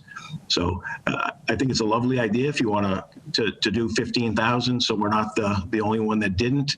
The only reason I bring it up is that we then open the discussion about what then with North Middlesex, because they had asked last year and the response was, you're going to get your own. And so Pepperell and Ashby did not contribute anything to North Middlesex. I can't say they did or didn't. It's really not wasn't mine to ask. All right. I would suggest we hold off on doing it and ask why they're going after their own funds. If they did get COVID, their own sourcing. I don't understand why they would come to the towns if they had their own funding for or sourcing. All right. So, I can tell you, Madam Chair, that one of the earlier discussions out of Pepperell was that they believed such an enormous allocation of CARES funds that they couldn't imagine how they would spend it all. So I think that, that was Pepperell's early articulation. Mine was, we have to find a way that we can benefit the taxpayers with this money that's not coming from local resources and use every penny of it. okay, well, if I look at this chart that's in our packet, it says that Pepperell, their CARES Act reimbursement request was $23,315. And so Pepperell did contribute to Neshoba. I'm talking about North Middlesex. When the North Middlesex discussion was going on, I know that they were thinking, well, we've got all this money and we're not going to spend it all. So they may have contributed some to North Middlesex. Okay. All right. Anyway, that was just a thought. And I saw you had your hand up earlier. Do you have I did. Thank you so much, Madam Chair. So small peanuts compared to vaccination transportation and, rollout suits, turnout suits. But we haven't yet, as we're still waiting on all of the changes from the state, put together our summer program. But recreation is not funded at all by the town for this sort of thing. And we are going to need to provide PPE and cleaning, again, because we don't have our own facility. So we're going to be seeking permission from the schools again. Hopefully they give us the okay. But we have to provide all of our own janitorial, all of our own supply and care for all of our staffing, as well as all the staffing for it. So I don't remember, Jim, what I ended up doing for a reimbursement off of last year's, but I certainly, it was nowhere in the thousands of dollars. But if Rec could just hold on to a small little piece, a couple $1,000s maybe would be great for that summer upcoming. Because again, I can't say how open this COVID summer is going to be. Last year it was very, very restricted, but things are opening up quite a bit more with distances and masking mandates and everything. So we could end up with a very large program comparatively to last year's and closer to what we had previously. And we do need to make sure that all of these children, their families, and my staff are safe. So how much money, Emmy, do you think you would need to get that stuff on hand ready for the program? If we have money in the CARES Act, if, don't shortchange yourself. If we can use it, let's put some money in there, get your supplies you need. That's my opinion. That's what it's supposed to be used for. So that's the goal. I'm going to try and get some numbers to Jim really quickly. We luckily, I guess before we knew that it was going to be extended, we did manage to get an air purifier that does 1,500 square feet. It's actually one of the hospital grade ones. It's phenomenal. But it's going to be all of the other stuff, an air sanitizer and all the alcohol and the masks, the KN95s that are actually put in place. And again, the additional training for the staff, et cetera. So I'll get some numbers to Jim really quickly so that I can put that aside and get things prepared. I just don't, it's such a conundrum for recreation because we're not sure what the state's going to decide to do with us, if they're going to roll us back under the education guidelines again, or if they're going to allow us to go back under recreation centers. So we're kind of back and forth. I know I'm going to need something because come heck or high water, just like we did it last summer, we are opening our summer program for our communities, period. I just need to run some numbers together with Jim and sort of take a look at the mass of what we're going to need. Like I said, it's not a huge volume because we are, even with a large program, there's only so many staff we have and so much that they'll cover. So I'll put some numbers together and get them to Jim and he can extend that information to you guys, if that's all right, Jim, Madam Chair. That sounds good to me. And I'm looking at last year, Emmy, on your app, it was under $4,000 total was your ask for the cleaning supplies and PPE stuff. Yeah, and I think that went for the summer and rec remote. And luckily, like I said, we got that. We got the air purifier, which is going to extend forever, which is wonderful. But yeah, we're going to need to look at filters for that, especially if we're running it through the summer and that sort of thing for ventilation. And if you have a bigger program, you might need a little bit more. We were very blessed last year. We actually, an organization, a company, I literally just sent out some emails, and a company donated individual lap desks for all the kids. And we got a bunch of donations for yoga mats, again, individual for each of the kids. If we look bigger than we were last year, we're going to need to extend that. And my guess is we're going to end up having to purchase that if we need to create individual spaces again, beyond what we were able to get last year. All right, so that's another ask. Veronica, can I ask a question and provide a comment? Yes.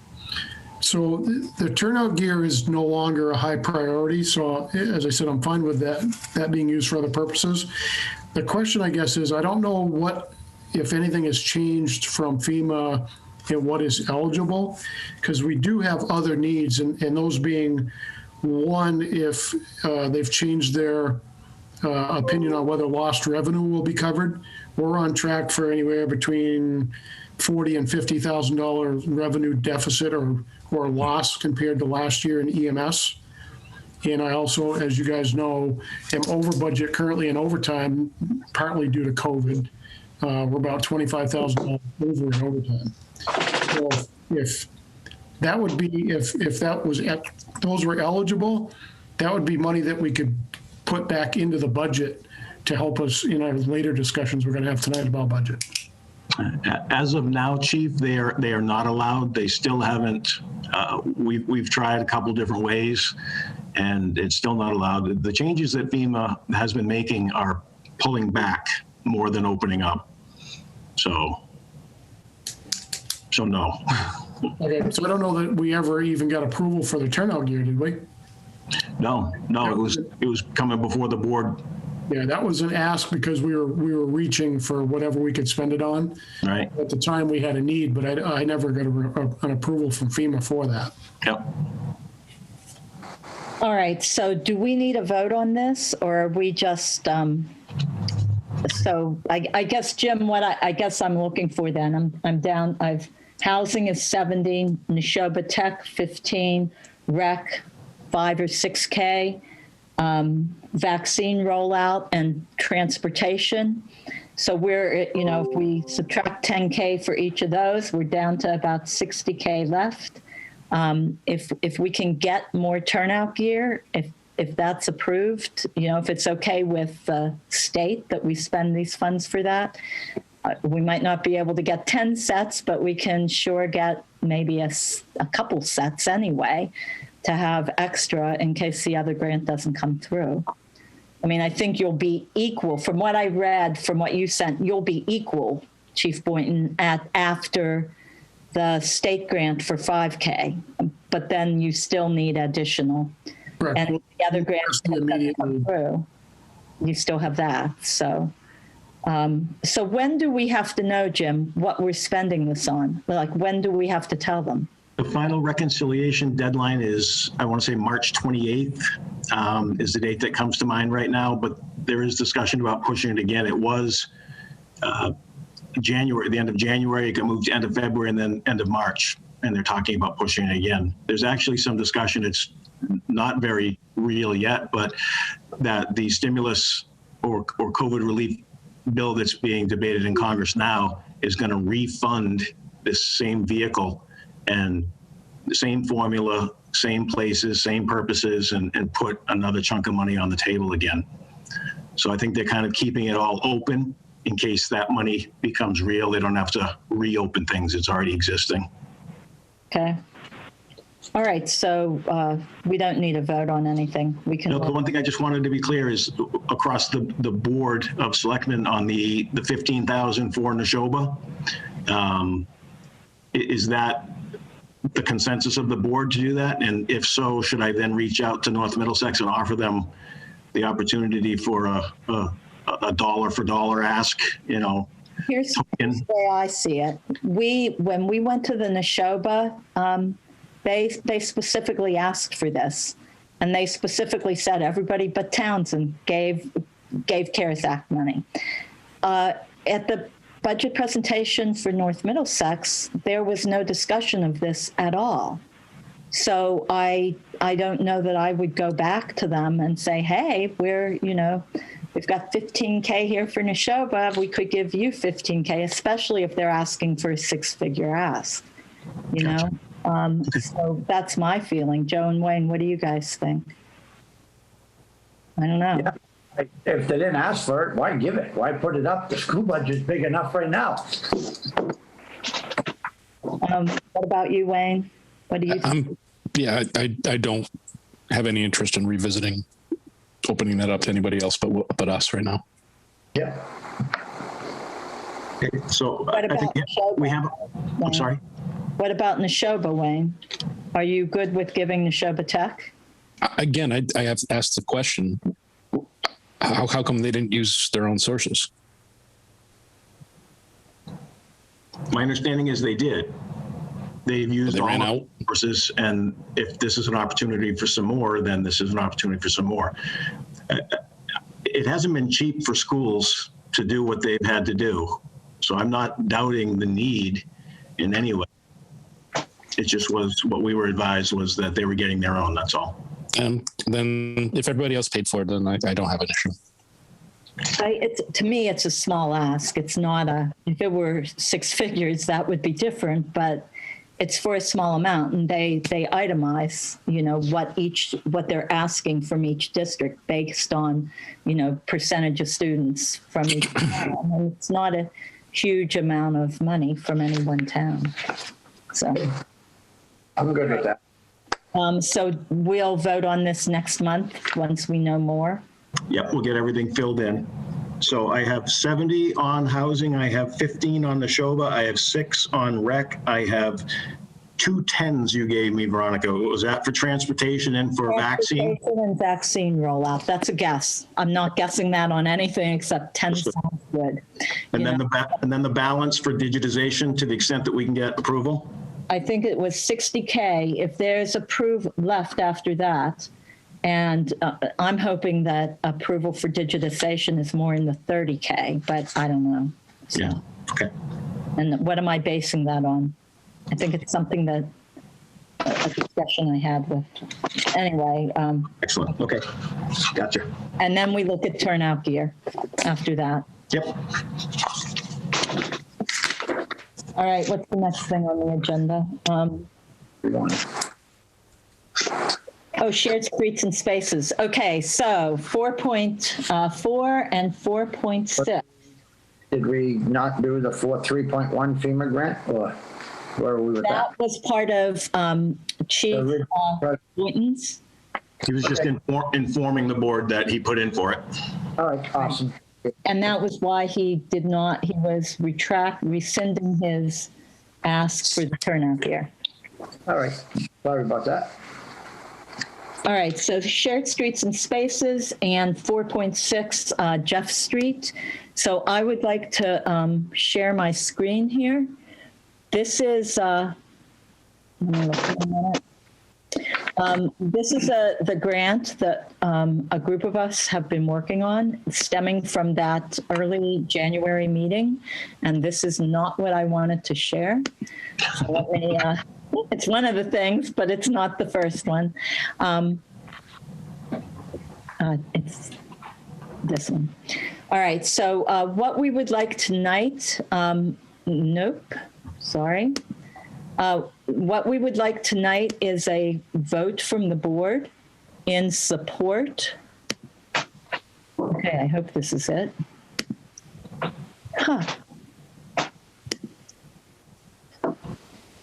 In support of the grant. Why is it going to that one?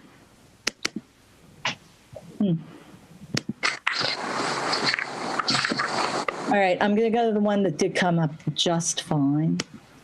Hold on. I don't know why it's doing that. So no, this isn't a good one. I will try a different one. This is the flyer. that I hope this works. All right, can everybody see a flyer for bike lanes and one-way streets? Got it. This is smaller than what I had hoped. I have just that map in a bigger version. But what you're looking at is the center of town. And this yellow piece is the historic district right in the center of town. This is the town common. And what we plan to do is put wayfinding signs at, and I'm going to go around the town here, up by the middle school and the fire station, not fire station, police station, coming over here to Highland Street at Old Meeting House Road, at Bow Street, at the Highland Street intersection, Bow Street at the Route 119 intersection, Depot Street, down here at the rail trail, going along by Apple Meadow and coming out on Route 13, there will be wayfinding signs. Going up Dreff Street to the parking lot right back behind Town Hall there, the one on the corner. At the end of Riverbank Terrace, right by the rec building, going down 119 where Highland Street joins, and then at Howard Street and School Street, and on one of the islands by the Common, as well as in the center at the traffic light. These wayfinding signs will point you to parking, to trails, to rail trails, bike lanes, that sort of thing. So there's signage that we currently don't have. Right now, if you drive by Old Meeting House Road on Highland Street, there's nothing that points you to Old Meeting House Park. You would think it's a dead-end street, and at the end of it, there are not these lovely trails that you could walk. All of these spaces, including Howard Park, which is over here, Old Meeting House Park, which is up here, and the rail trail and the Adams Dam area are all accessible walking or biking from the center of town. So signage is one of the things that we're looking at. The other thing we're doing is hoping to create bike lanes. And these would be contra lanes, which means they are two-way on one-way streets. Depot Street is one-way, going in this direction towards 119. But bikes will be able to travel in both directions with the contra bike lanes, contraflow bike lanes. When they get here, the bikes will have to figure out how to get themselves over to Bow Street. But this would be another contraflow bike lane to keep people off of this busy center section, to keep bikes off of there. And we will have bike traffic because of the rail trail coming into town. The other place that we are putting a bike lane is over here, which is basically from the Methodist Church parking lot, the driveway into it across from Evans, coming down this road to 119. And then, here's where the question comes, Riverbank Terrace and Jeff Street, again, contraflow. But to fit a contraflow bike lane in along Jeff Street needs to be one way. If it is two-way as it currently is, we can't put a bike lane in there at all. It doesn't fit. So our recommendation, or what we'd like the town to consider, is making Riverbank and Jeff Street one way from the town hall parking lot. So you could still go in and out of town hall and the old library area, but going down Riverbank to 13 would be one way in that direction. So that's what we've been working on. The grant also includes repainting crosswalks throughout town, as well as putting one of those flashing lights, the RRFBs, at Spalding School at the parking lot there, so that you push and the light flashes for a pedestrian so that traffic stops for children. I mean, a lot of this is for safety, for pedestrians, bikers, and kids walking to school or riding their bikes, adults as well. So we are planning to have on February 25th a public information session from 7 to 8. And I want to put a shout out to Adria Boynton, who presented the MVP earlier in the meeting. She created this flyer for us. We'll be having a public information session, and we will also be sending letters to the people that live along these streets, because it might be a little bit of a shock to have the striping on the road that a bike lane requires. So, and if you've been living on a street without that, we would just like to know what the people think who live along there before we make any definite decisions. And definite decisions, this grant is due in the 26th of February. So this is one of the CARES Act. This is CARES Act money that is funding this through Mass DOT. And we've been working with them. Emmy Hoff has been in touch with, through Jim Smith. Jim Smith gave us a lot of help the past few weeks in putting us in touch with the people at MassDOT that we should speak with. And our next planning meeting is this coming Thursday at 1 p.m. They are all virtual, and they are posted after the fact. We haven't been putting them up on the TV because there isn't really a good way to contribute from watching on TV, but they are available online. So, Ronnie? yeah. Just a quick question. Now, on that Jeff Street that we're gonna maybe change one way. Now, I see we're gonna have that meeting, but are we gonna take the input from the people that live there? What if they all say, gee, they really don't want that section to be one way? Then is this something that we're just gonna do, or are we gonna really look at? No, if there is pushback from anybody here, what would happen at Jeff Street, eventually, maybe 10 years from now, the bike trail, or no, that's really not being optimistic. Maybe 5 years from now, the bike trail will extend. This is the bike trail right here. Yeah. Eventually that will extend directly to this parking lot. Okay. So eventually people won't have to bike up Jeff Street to get to additional parking. And there will be a parking lot right here, so we want to know what people think. Yeah, because I just want to take a vote and just say, look, this is what the Board of Selectmen, we decided we're changing your street one way. If I could, Veronica, if I could. Yeah, Emma, go ahead.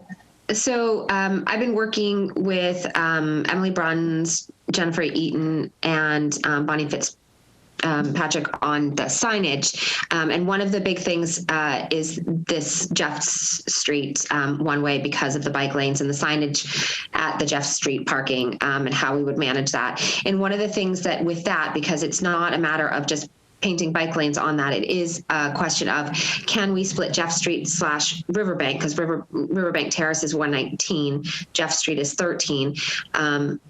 What do the residents think? And I know that I believe that prior to this meeting, verbiage is already getting put together for a letter to those residents, so they do have impact, and they have all the information before it's just a Q&A session, because this is a bigger ask of our community than putting up signs to tell you where to go to park your car or where to find some of our outdoor assets. So like I said, I did want to just put in there that a letter's already being worked on with respect to those residents specifically on Jeff Street versus just the ask and the conversation with residents on the streets that are already one way.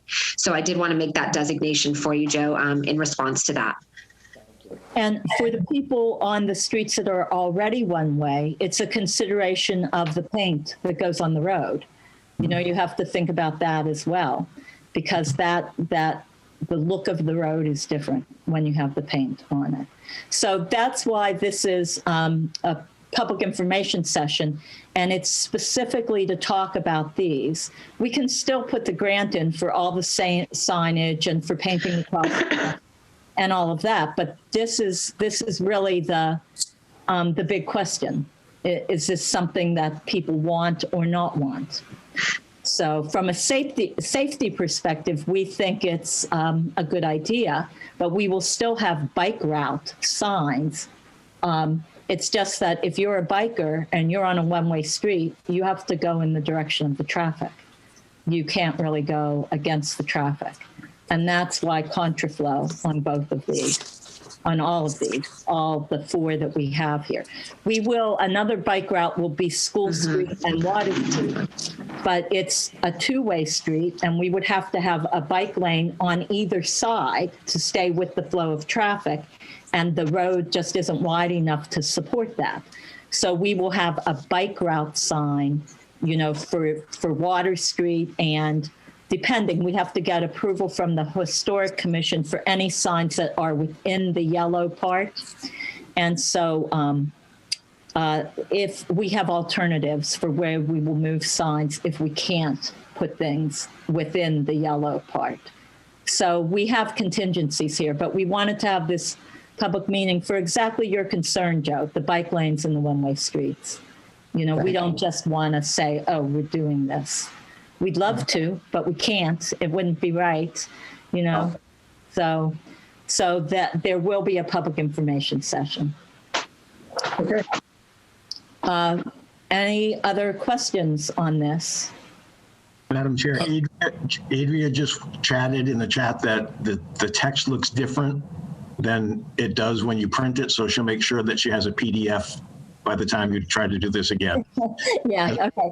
She doesn't like how this looks. Adria didn't know I hadn't planned to put hers up, but I happened to have it on my screen because I looked at it. No, it's great. I'm really glad you did. It's a good reminder for me that some of the fonts we use in-house might display differently in other computers. So I'll be sure to PDF it so we all have the same copy. Yeah, this is definitely the JPEG. I had intended to put up the other one, but this was what I wanted, but it was a way to get it. The other thing I wanted to show, if I can, just very quickly, another screen share, if I can make it come up, is the, do I have it here? The signage.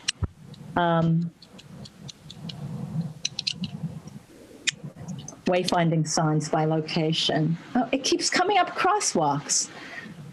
Oh, are you seeing crosswalks or are you seeing... Wayfinding signs. Ah, excellent. Okay. Maybe it's me. All right. So just so you have an idea of what the way we have, Emily, Bonnie, and Jennifer have done a wonderful job on the signage and the graphics that we have. These are the signs, and for all of these, like you can see that this is at the library and police station. This is what the signs will look like at the end. There will be biking and a Howard Park trail. This will point in that direction, and it will be white on brown. And we've even looked at what hardware is needed for each of these. So if you go on down Hawthorne Brook at the at the basketball court, you'll see a sign for a hiking trail and fitness trail. So these are the sorts of wayfinding signs that we're looking at. Trail entrance. This is at the corner of Highland and Old Meeting House Road. And you can see that this was taken before there was any snow in January. They ran out there really quick the day before it snowed. And Emmy and Emily, everybody was out taking pictures. So trail entrance, so that we'll put this here so people will know. This is at the Hawthorne Brook Circle Trail. These are the ones at the end of Old Meeting House Road. So that you will know that there's hiking and biking and et cetera. So those are the things that we're looking at as far as signage goes, all these wayfinding signs. Emily, do you have a question or comment? If I could, Veronica, if you go down a little bit, I'd like to show those, the Vicksburg sign that we're really looking to do, the ones that we call the railroad signs. Where's Vicksburg? Right there. No, go back up a little bit. Right there at number 7. I don't know if you guys can see this little bit at the top right here. We're looking at a specific kind of sign for this area, whether it's in the historic district or not. It's actually a really beautiful like iron post with a finial on the top, and the signs come out like the old-fashioned railroad station signs would. Instead of being sitting straight across like this, they actually pop off one end and they have a little end cap. And what we're looking at for those, again, they look better with the town. They're much more of the historic feel. They go with the fencing around the common, and we'll be able to use those little end caps for the pictures. So we're trying to be mindful of how much space we use too. So I wanted to just expound on the fact that we're really we're not looking to just plaster signs all over the town. The idea is really to make it easier for our community and visitors to get around our town, and to stick with the what makes us special, and the history and the look of our town. So I did just want to point that one out specifically. We've got, I believe we have, Veronica, 3 or 4 that we're looking at for that kind. I can't remember. The X's, I changed all the X's to make it less cluttered, but I know there are at least 3, and there might be a 4th. So I want to get down to sorry to make everybody kind of seasick doing this, but I wanted to get down to the bottom here. We are going to be putting in bike racks and bike repair stations at certain places. And we also, I hope, have the "You Are Here" signs on this. I don't know if they're on there. I'm not sure if they're on there. They are. Yes. Yeah. Okay. Yeah. So yeah. So do you want to talk about it, Emmy? I do. I'm really excited about this, actually, if you don't mind. So we're really hoping that a company that we contacted, they're actually out of New Mexico and Arizona. And the reason we contacted them is they create, design, fabricate, and install their own signage. And their signage is unbelievably, stunningly gorgeous. We're looking specifically, if you look at this "You Are Here" map structure, and it's glass on top of, it's like sheets and sheets of like plexiglass, and the map on itself actually has a 3D feel to it, so that we wouldn't just be marking, oh, these are the bike places. We'd have arrows to like the Reed Homestead and to each of the schools, and a little building that shows where Town Hall is, and a little building with each of the churches, all within the "You Are Here." And the idea is to put this at our park, one at the Squanicook River Rail Trail parking and one at the Druff Street parking. We wanted one into the center of town. However, the sign spatially, as of right now, doesn't look like that will be an approved item. Doesn't mean we won't stop asking, but they truly are beautiful. And like I said, the company, we're waiting for some quotes on those, but their maps are beautiful. And the idea is, as we future forward, if there's more specialty signs that we want to do with some of the other grants, especially for the historic district or for conservation, that we can use them again to create that really special look that, again, keeping in continuity with the look of the town. I spoke with them about the stand actually having that same wrought iron look as what we want in the rest of the town. So I'm very excited about it. And I'm really hoping that we get a quote and we get this grant so we can get those up there. They're really beautiful. So I'm going to stop here. Thank you, Emmy. They're great. So that's basically what the grant is. We are hoping to finalize on Thursday as much as we can. We have Margaret Kent is working on a map for us with the bike lanes laid out. We will have on Tuesday, the 23rd, I will put everything up for the Board of Selectmen to look at, and we have to apply by the 26th. So I guess the 2 questions that I have to do with the grant application. We need to supply, I believe it's a contact and a responsible individual for the municipality. So Jim, I'm assuming that is you for the responsible municipal individual. Or my designee, Emmy Hoff. Emmy and her team are going to be helping put up the signs so that they are located exactly where they need to be, because Jim Smith said, hey, we'll put them up, but you may need to make sure we've got them in the right place. So they have definitely volunteered for it. So that was smooth, Jim. Real smooth. So anyway, we still are can happen. That. So yeah, so that's the concept. And we have adjustments for the things that we have to file with the Historic District Commission for the signs that are within, that we put outside of that district everything that we could.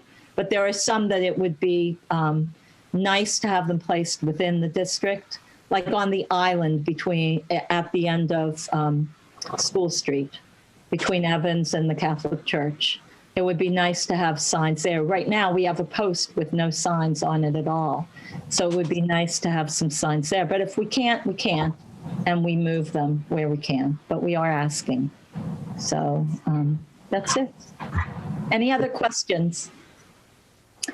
So what I need for the grant team is a motion to go forward to apply for the grant.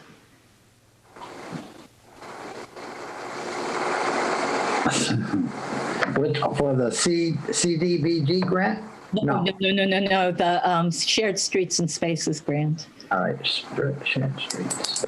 I make a motion that we move forward with the Shared Streets and Spaces grant and sign out of session.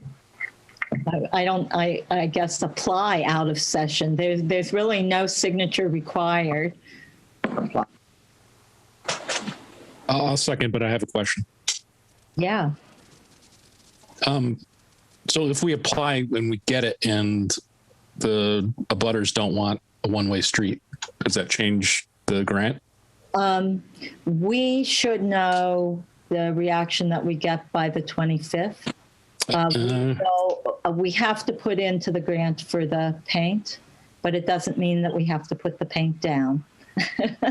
We can give that money back.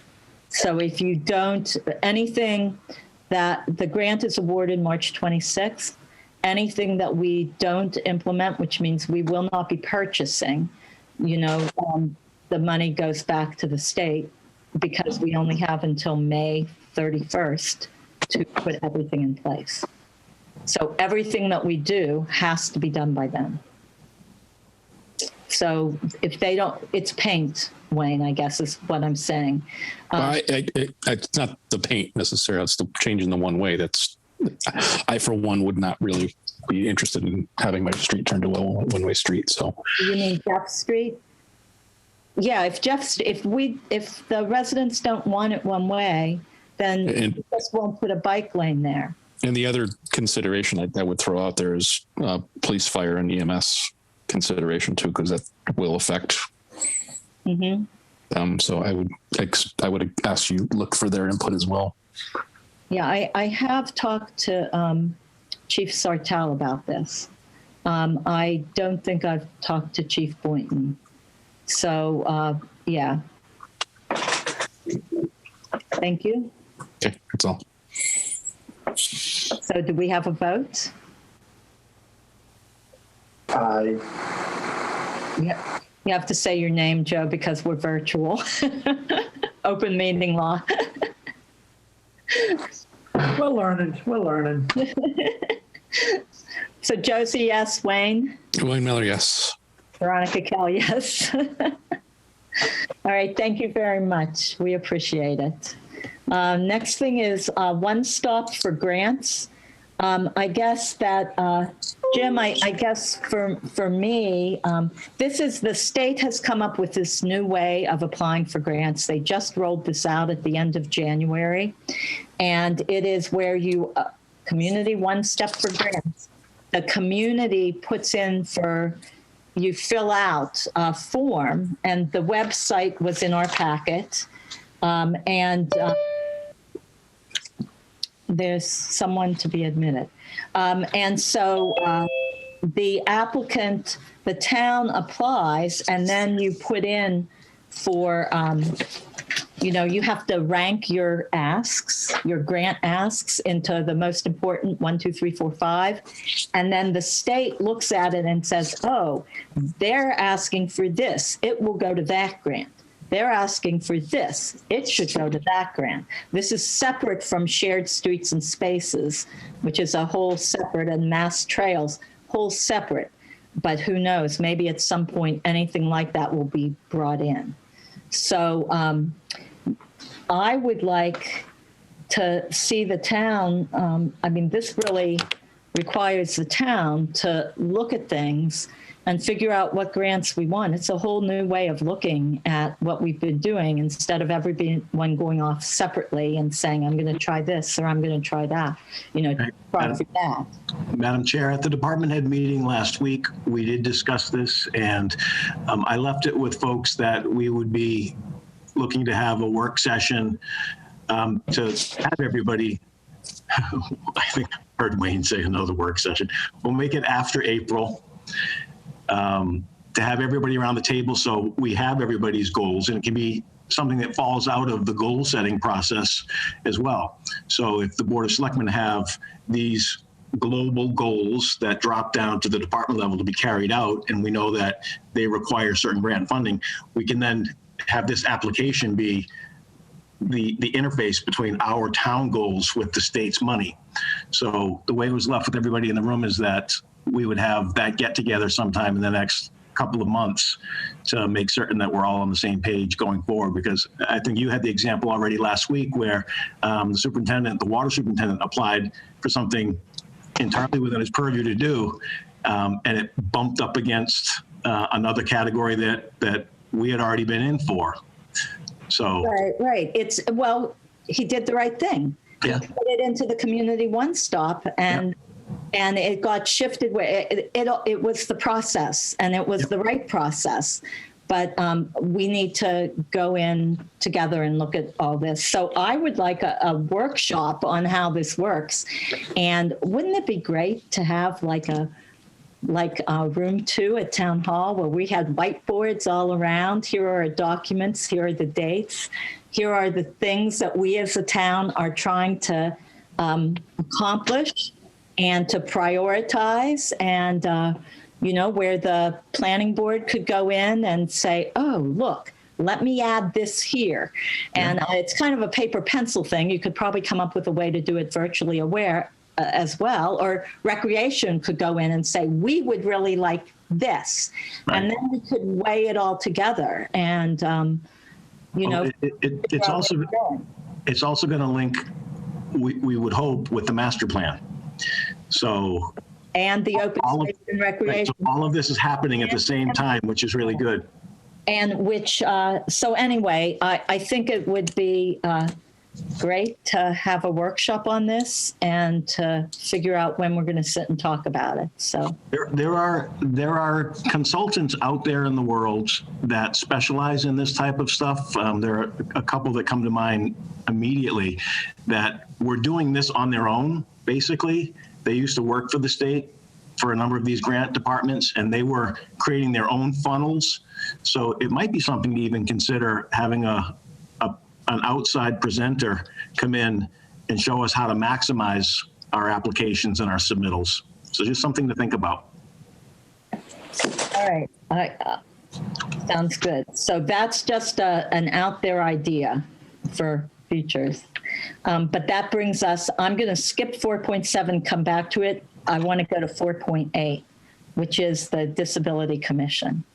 Because we also don't have an ADA plan. And we did apply for that grant and we didn't get it. And Carolyn and I attended a meeting about a week ago with MRPC on the reasons that the grant was not awarded. And and they asked, do we have a disability commission? And I'm like, well, I thought we did, but I don't think it was ever seated. And it was voted in May of 2017 that the town voted at an annual meeting, which is what you need by law. And we voted to have one, but then we never appointed people to it. And I don't know if that was because no one came forward, but that is why it's in the packet, because we need people for that commission. So it would be good I didn't even see a posting. I couldn't find a posting for it anywhere. So I don't know if it was ever posted or not. Do you know, Jim? Yeah, I do. It was posted initially. We had one person who was interested and there weren't any others that stepped forward, and then that person lost interest. But I can dig through the server and find the posting, and I can email it out to you guys so you can each look at it, and if you think you want to tweak it a little bit, I mean, it's got a be consistent with the bylaw that was voted at a town meeting, obviously, but if there's any other catchphrases or words that you want in it, we can get it back out again. I think it's just that we accepted Mass General Law, Chapter 40, Section 8HJ, Disability Commission, powers and duties, members and terms. Did it become a bylaw? Or is it just that we accepted that part It's of the acceptance, but I'm remembering that there was a document. Cindy King, when she was on the board, she was the one that was leading the charge on this.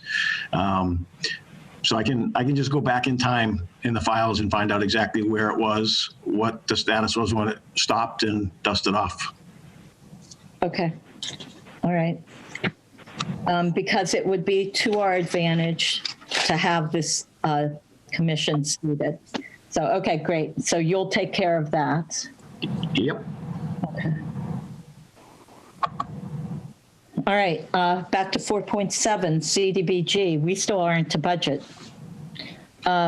CDBG, housing report, fuel assistance report, and the citizen assistance process.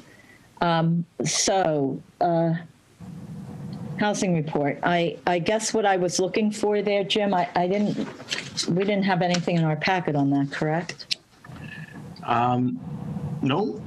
Okay. No, I guess I wasn't aware specifically what you might have been looking for there. I know that we've had some ongoing discussions. We had some of it earlier with Chaz tonight about, what type of action we've had on the mortgage and rental relief program. So I don't know what else there is that you would be looking for. I guess what I'm looking for, I know that we have until June 30th from our prior meetings to expend these funds. Yep. So I guess what I'm looking for is a monthly report with, I guess from you, who would get it, I guess, from COG, and with the financials. The first one I'd want is from the inception of the grant, the financials for how the funds are being spended, and then a monthly report after that to see how the funds are being used, so that we actually, the town had $800,000. And my understanding from what I've seen is that there's, as far as actual home repairs, the 600,000 for home repairs, there's about 150 or so that's been spent so far, and all of it needs to be spent by the end of June. So I guess I would like to see a report monthly at the beginning of the month on from 2019 to now, what has happened, and then each month going forward from there. Okay. And there's no way I would have known that looking at the bullet that was submitted. So now that I know that, I can absolutely get that put together for you. Okay. And then the next one is, do we have a current contract with COG? Because my understanding was that ran out at the end of December as well. I know we extended the grant funds to have 6 more months to spend them, but did we extend our contract with COG? And does that need to happen? Or did the contract run out at the end of December? My understanding was that it was contracted to be concurrent with the grant to include any extensions, but I can pull it up and find out, Veronica. Okay, good. So that is the only thing two things I had on that. What about you, Joe and Wayne? You guys? I'm good. Yep, I'm fine. Okay. Fuel assistance. I guess I would want a fuel assistance report in with that. Yep. Because I would do the whole grant. Is the one managing this. Yep. The housing piece is being managed because that's separate. The COVID relief housing is being managed by housing, but my understanding is that the Board of Selectmen is managing this. So a fuel assistance report. And I have a flyer, which I won't share right here, but yes, I will actually, because TEO, let me see if I can get this up here. Hopefully it works the first time. What are you guys looking at? Are you seeing? Yep. That's That's housing. Yep, the flyer. That's the housing. Or did you actually see a fuel flyer? We saw it, now it's gone. That was the fuel assistance. What I'm seeing on my screen is completely different, I think, from what you are seeing. All right, so you are seeing a fuel flyer, correct? Yes. Okay, I am not seeing that. I am seeing the monies for Raft and Irma. But anyway, if you're seeing it, that's cool. What I want to know is it okay? I will make copies of it tomorrow and get it so that TEO can give it to drivers at the food distribution on Thursday this week. So I just need to know that this is okay with you guys. My only thought, Veronica, would be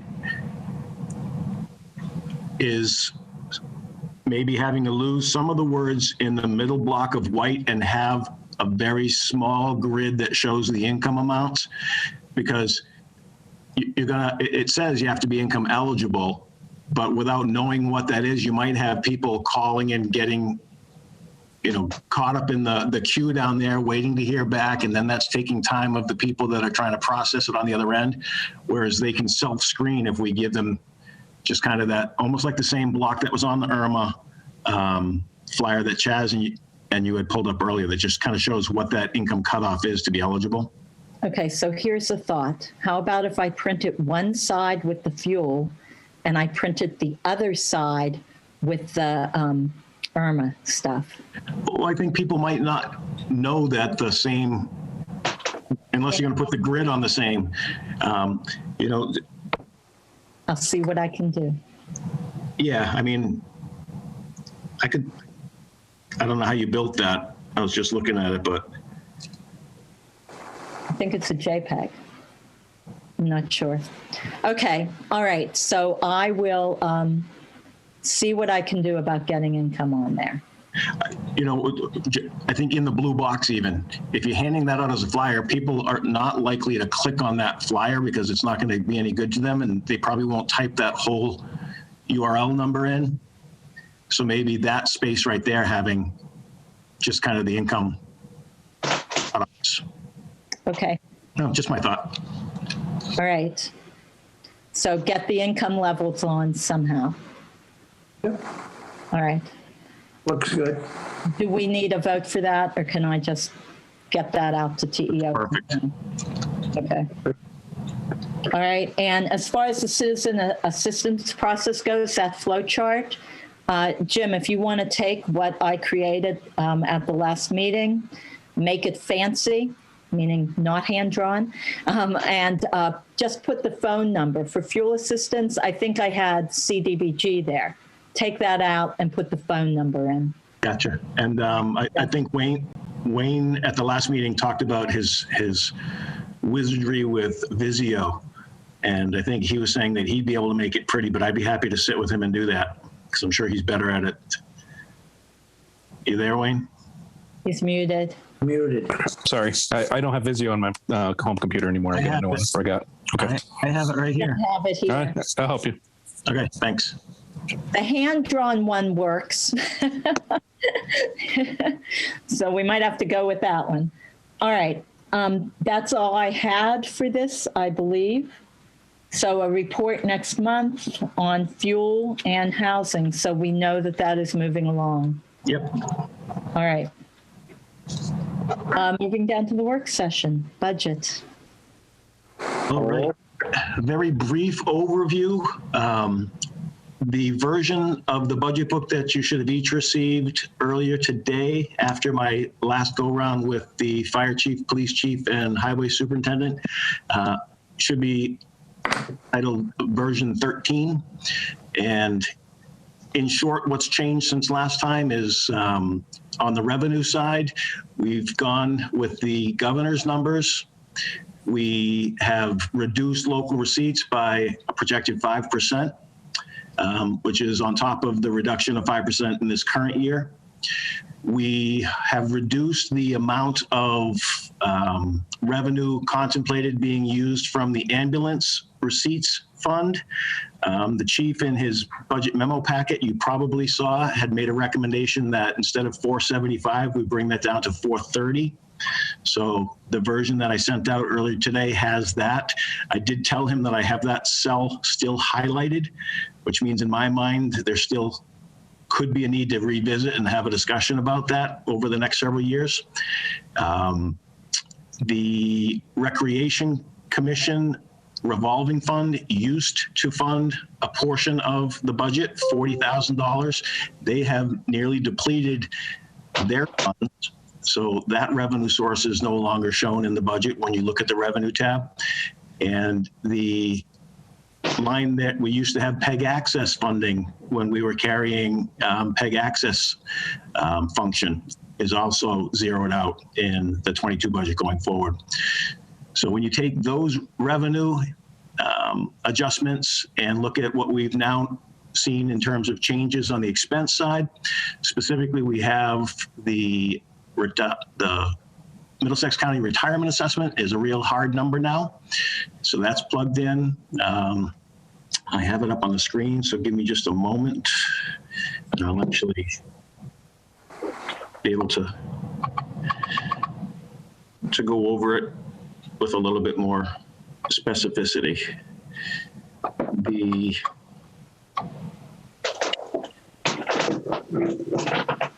You sent this stuff out today, Jim? Because I didn't receive anything. Yeah, I know. And I know, Geraldine, you like a hard copy anyway. So I do have a hard copy that I've printed out. Okay. And we can get somebody to run it to you. All right. Well, I have to go out tomorrow anyway, so I could probably have somebody run into the town hall and get it. Okay. All right. While I'm scrolling, we do have a plug number in for the curbside trash and recycling contract. The Board of Health has submitted a 10% increase as a plug number for now. They are trying to determine whether they're going to go out to bid proper or just negotiate for an extension with our current vendor. Municipal waste is not subject to the procurement laws, so it's within their purview to do that either way they choose.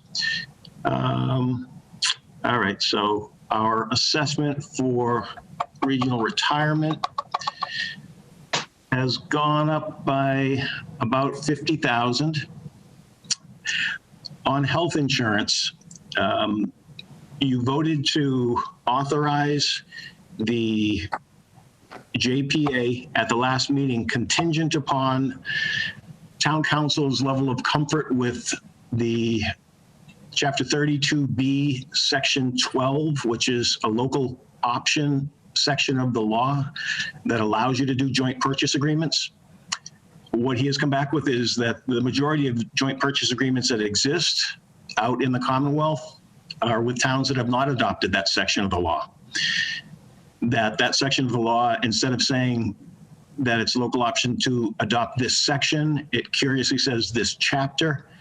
And he said there is a way to read that to say that because we've adopted other sections of Chapter 32B that we've adopted the chapter. The long and the short of it, though, is that it's safest to go to town meeting this spring annual town meeting to actually do it appropriately and have town meeting consider adopting that section. From a timing perspective, what we learned in a conference call just yesterday makes that less of a problem. We had the 3 town administrators and the consultants, 3 of them on the line. And while the JPA would get bids from carriers other than Maya Blue Cross, which is who we currently have and who we would be staying with for this next year,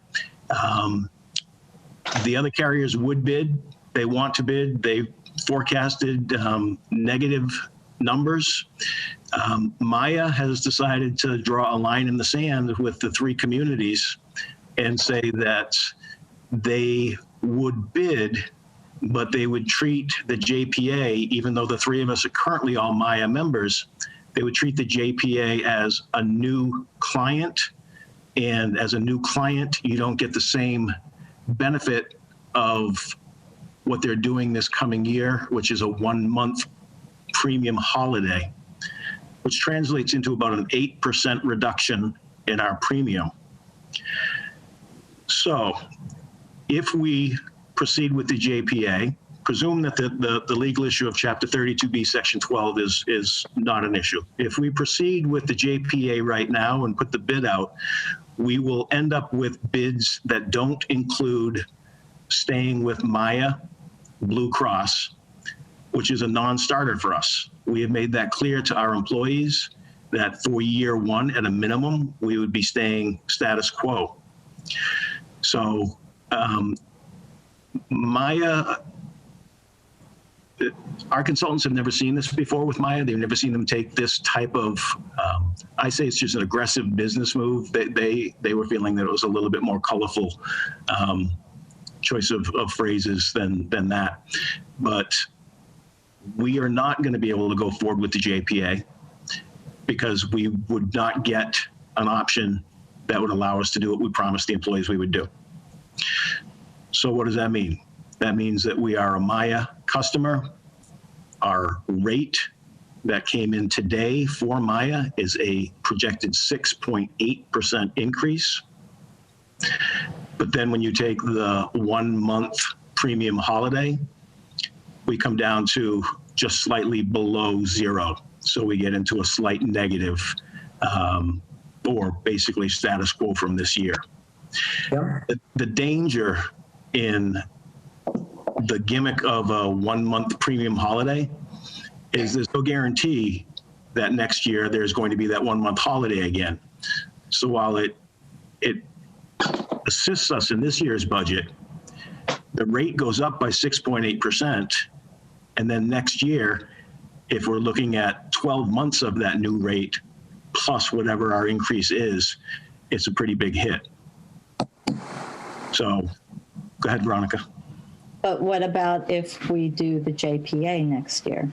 Well, the thinking is that then allows us to get, for us personally, the town of Townsend, to go to town meeting and do Chapter 32B correctly and not have to try to have Adam string some,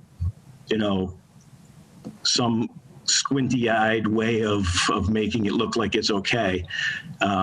So we get that taken care of at the town meeting. We then have the year to work on with the Insurance Advisory Committee and the employees of the unions on benefit design, plan design, and education around the fact that unlike even 10 years ago, right now the insurance carriers, and Wayne, you mentioned this last week, the insurance carriers are not that any longer. They're plan administrators. So basically being able to look at your level of benefit and the networks and what the rules are, you're finding far more so now than you did 10 years ago that irrespective of the name on the card, the benefits are going to be the same. So that's nothing that the employees are going to accept, nor should they, because I say so, or because the consultant says so. It's something that they would have to spend the time going through the material, becoming comfortable with. But I think getting into the JPA bid process for next year, after having had the time to spend with the employee groups on an overall education for all of us about how health insurance works these days, is going to be the only option available for us right now. Yeah. I got a So question. we'll have from June until December to work on that, because didn't he want to start negotiating in December this past year? Ideally, we would want to have the RFP out in January, because our cutoff for our plan year is June 30, July 1. So you want to have the RFP out. You want to have had time to evaluate, to negotiate, to select, get the appropriate votes from each community, and then still have time for open enrollment. So January is when the RFP would go out. All right. Madam Chair? Yes. I think. All right. Is that gentleman on by any chance that we signed in? He gave us that real spiel and how everything's going to be hunky-dory and telling us that he's going to guarantee that these people are going to come in and bid this better. And we wasted all our time is what I think, my opinion. I just, something about that whole thing, I spoke that night. So, I mean, for me, I would say I wouldn't want anything to do with that JPA or that company, only for the reason, and correct me, either one of you two or three, that he guaranteed us that Maya would come in and they would be aggressive. They would want to keep us, but all it did is get us an increase is what I'm getting out of that. I think you're right, Joe, that he did say that. I've been around Maya for health insurance for a better part of 25 years. That's usually how they played. What they have done in this last couple of days is something that I think when he was speaking, he believed that based on his experience. He had served for a decade on the board of directors for Maya. This is very unusual for them. So you're right that he said it. But I don't hold him accountable to that because he couldn't have foreseen this. But you should, Jim, not try. I agree. You shouldn't guarantee it. I agree. Don't come to unless me you're Joe Namath and guarantee me or guarantee the Board of Selectmen in our community that he can do it. What he did as far as, and I'm not speaking for the other board, but he's lost credibility with me. I would not entertain anything with him again. That's all in my. Madam Chair? Yes, Steve. So, and I did bring up these concerns at the last meeting. I did talk to him, and, I had concerns what was going to happen the second year. I also voiced concerns about what's going to happen to the employees, because one thing I wasn't able to get into was, yes, we were going to keep the current insurance for the first year and then see what was going to happen the second year. And that could have been a big change because the town could have saved money, which is great, but the employees' costs could have went up, as in their deductibles that might be lower now. So there was more to that. But I agree with Joe. I mean, he came on basically, and I was kind of uncomfortable with it. And I'm just taking this from a finance committee standpoint. I was uncomfortable with basically the way he was coming across that, without putting words in his mouth, that we were out of our minds if we didn't do this. And, if somebody's going to come in and somebody's going to pitch the town that this is, what other towns are doing, and basically, it felt to me it was a little strong arm. Well, the other two are doing it and you're not doing it and it doesn't make sense and you need to do it. And then all of a sudden this hits and we're taking an increase, now, I would have serious reservations for him coming in front of the board again next year. I hear you. I hear you completely, Steve. I've known Mr. Pecos for a long time as well. Maybe I know how to take his presentation style, but I hear from you how you felt it and heard it, and I can understand that. The number we're getting from Maya, the 6.8, has been known since the end of December by Maya, before Mr. Pecos came in and said the things that he said. So we're not getting the 6.8 because of what we were doing. That is what we're getting based on our experience over the last year. Now, could Maya have bought that rate down? Yeah, they traditionally have. This year, they're not. So we are where we are. I think he was throwing out. I think he was throwing out a number, if I remember correctly. It could be wrong. I think he was throwing out a number of 150,000 savings or something. Yeah, that's what he said. Yeah, $150,000 savings. And it's tough on your end, Jim. To be honest with you, you're doing a budget, and if it's me, I'm keeping in the back of my mind, I could be saving 150,000. Then you send out. I look at the budget today. You send it out, and obviously, we got the school in there that's still a concern, and it puts us in a hole. And now we're luckily we didn't account for it because it wasn't real just as of yet, but. That's just, and I get it. You understand them. You've dealt with them for so long. But coming across to other people who don't know them the way and are trying to make the best financial decisions for the town, to be saying you're going to save this, and really, it was the hard sell. I'll give him that. He was a great salesperson. He gave it the hard sell, but it's just disappointing to come back now, 2 weeks after that meeting, and having to hear that, and it sets it back. Yep, I agree. I mean, the one point I want to make, Steve, and everybody else, is I've never utilized any of those projected numbers in the budget because unless it's real, it's not real. So I've still been carrying, I had been carrying, I think in the last version, 8% increase on health insurance. So the 6.8, while it's still not optimal, it's a little better than the plug that I had been carrying. But I you're right. understand that, and you weren't doing it, and that's my point, that you didn't, it wasn't factored into that. But you obviously you keep it in the back of your mind when you're doing the budget that, geez, if I have this, the what if scenario, it wasn't even close to real. But I guess my point, I personally, I'm not speaking for anybody else, I would not want to entertain that corporation nor him if I have no reason to. I just don't waste all our time that night and be as strong-armed as he wanted to be to us and make all those guarantees to us. Well, we as a board have to make our guarantees to our citizens and our community and our employees. And I ain't making promises like that. And he came on way too strong for me. Board can decide whatever, but he wouldn't get my vote. I understand completely. So going back to the budget, we have the 6.8 with a 1 month holiday. So I saw in the budget the 6.8 Right. increase. I haven't accounted for the 1 month holiday yet. Okay, so that's not accounted for. Do you have anything, before I ask questions about the budget, because I do have a couple, Sure. Is there anything else you wanted to say, Jim, about, Yeah, a couple things.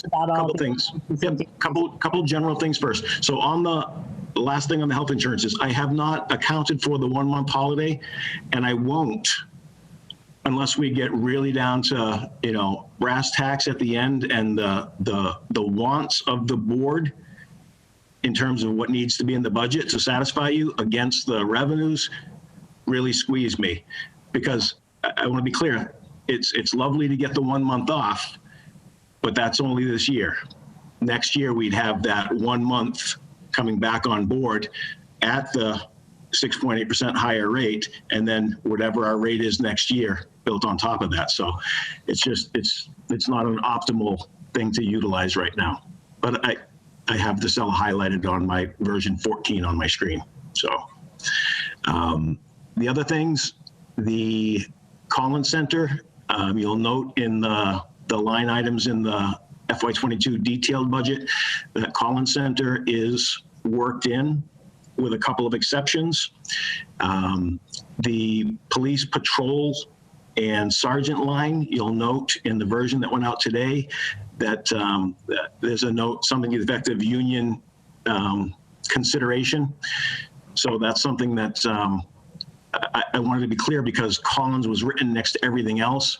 I didn't want to leave nothing there, but that's a discussion that the board and I need to have between now and the next time we get in a room with the police union, because they may not be interested in Collins. They may be interested in something different.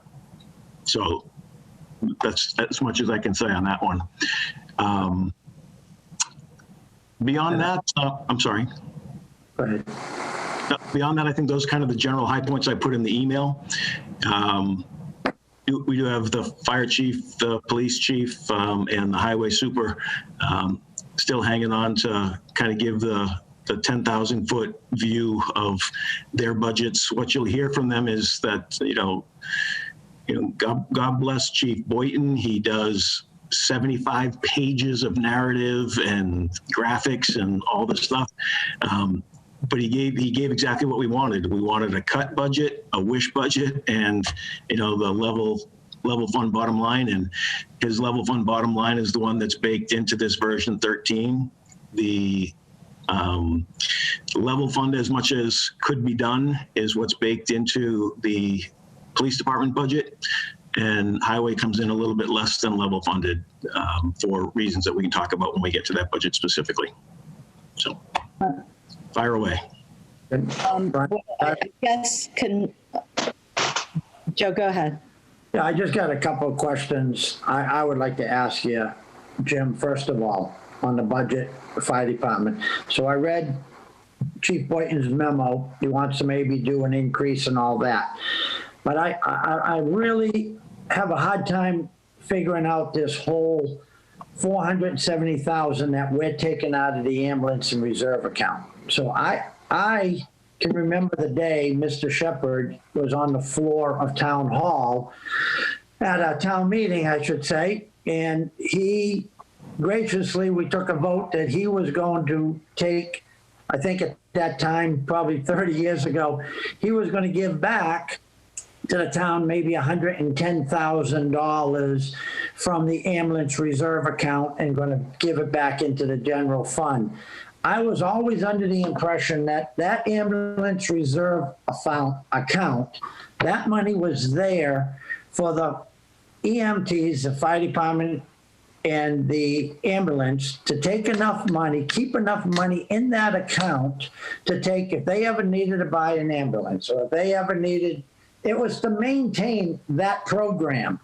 Now, and I've been following this budget, and last year and the year before, you've taken that money. How does that become money that we just, you or whoever gives you the authority, where does that become right that we just take that from there where that has never been the process? I don't think, this is only my opinion, I don't think that money in the ambulance reserve account should be subsidizing the general budget. And so that I have a concern on. So I'd like to know how and when and who authorized that, just yourself or town accountant or whoever, just take that money out of there. Second of all, what's happened, or where is the money that was promised to us, the community, the citizens, when the comm center was dramatically taken away from us without ever saying anything, that the thousands of dollars that we were going to save, where is that money and how is that? I'm just lost that we have all this money moving around, and I'm just throwing that out there and I'd like to have some kind of an answer to that. Sure. Well, first thing, I guess I'll go backwards. When the police chief and the fire chief, November 2nd, 2016, had the public meeting in the Great Hall and made the presentation about going to regional dispatch with Neshoba, the discussion was that there will be savings in the budget. Instead of having our own department and all the equipment and the personnel and the benefit load, that we would have an assessment. We would keep some money in-house for equipment repair.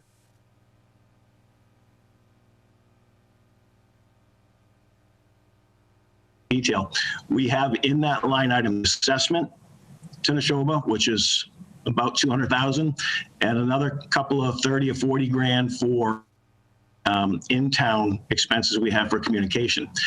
The discussion was the savings, at least for the first 3 years, were going to be kept separate for public safety to do in-town upgrades to our towers and repeaters and any other of the infrastructure we had in the town that wasn't covered by the district. So that has been done each year, last year being, I think, the third and final of that.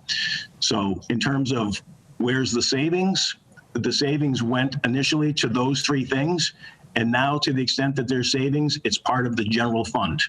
It's part of every other budget that we have in town that needs to get funded out of the available resources we have. Now, in terms of the ambulance receipts account, Board of Selectmen in prior years have directed administrators, including myself, to use a portion of those funds for offsetting the cost of the operations of the ambulance to include staff and benefit load. So keeping consistent with what the fund is established for, to support and provide ambulance and EMS coverage. So an amount always there to purchase the new ambulance and pay for it when it came up, but also to support the ongoing operations of the EMS function. 2 years ago now, and this is referenced in the chief's memo, when Chief Boynton came in and wanted to double the full-time staff and increase the, which is necessary, increase the rate that we pay our paramedics per diem, even though we're still behind where he wants to be. The discussion very publicly at Board of Selectmen meetings when that presentation was adopted was that we would be funding those increased ambulance EMS costs and the benefit load from ambulance receipts. So if you go on that spreadsheet that I sent tonight and you look under the tab that says revenue, I'll try to pull it up, that says revenue projections, on the last page of that tab, you should see where for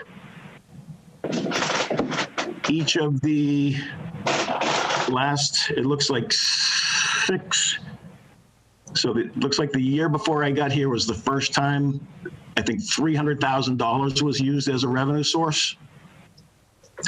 And then when we brought on the additional staff, it was upped to 450. And then when in fiscal year 2016, it was 250,000. It was how much? 250,000.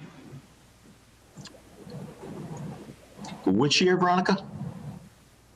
Okay, so in 2013 it was 300,000. In 2014 it was 250. In 2015 it was 250.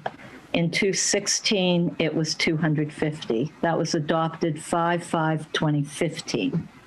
So I don't know which year you're talking about. I'm looking at FY 2016. So are you looking at FY 2017? Trying to see the top of the column here. So fiscal 17. And I'm not trying to drag this out, but this is always. No. I want to do this because I'm glad to hear you use the phrase moving money around, because I want the opportunity to have the conversation about the fact that nobody has the authority to move money around except town meeting. So when you look at the warrant for every annual town meeting, the budget, in the very first paragraph of the motion, there's a chart that shows all of the outside revenue sources that are being brought balance that budget. And the number, there are only about 6 lines, and one of them is ambulance receipts. So that number is always prominently displayed right up front and read as a part of the motion and then voted on the floor. It's been not only voted publicly. We vote on the floor as the overall budget, because we used to go line item for line item for years and years and years, and we would always have a big packet. We could read, we could follow what they were saying. Each department, we would talk, it went down and it went down. I just, from about, I'm not going to say any dates, but in the past, it has been, when we're in town meeting, we don't get to have those conversations on the floor anymore. And I hope this year, when we present this, and I hope I have some input as to how we are going to hand these packets out to the citizens to read and review. And I don't think the way we have been doing it for the past 3 or 4 years, no disrespect here, but is the right thing to do. You're not disrespecting me, Joe. Joe, here's the thing. You're not disrespecting me because it's not my decision. Board of Selectmen are. But let me finish, please. My point is, what I'm saying is, the past 3 years, as Ronnie just said, it was in the past at 230, 250, and it would always transfer. I get that. I've been in all those town meetings. I've been in them town meetings for 49 years in town.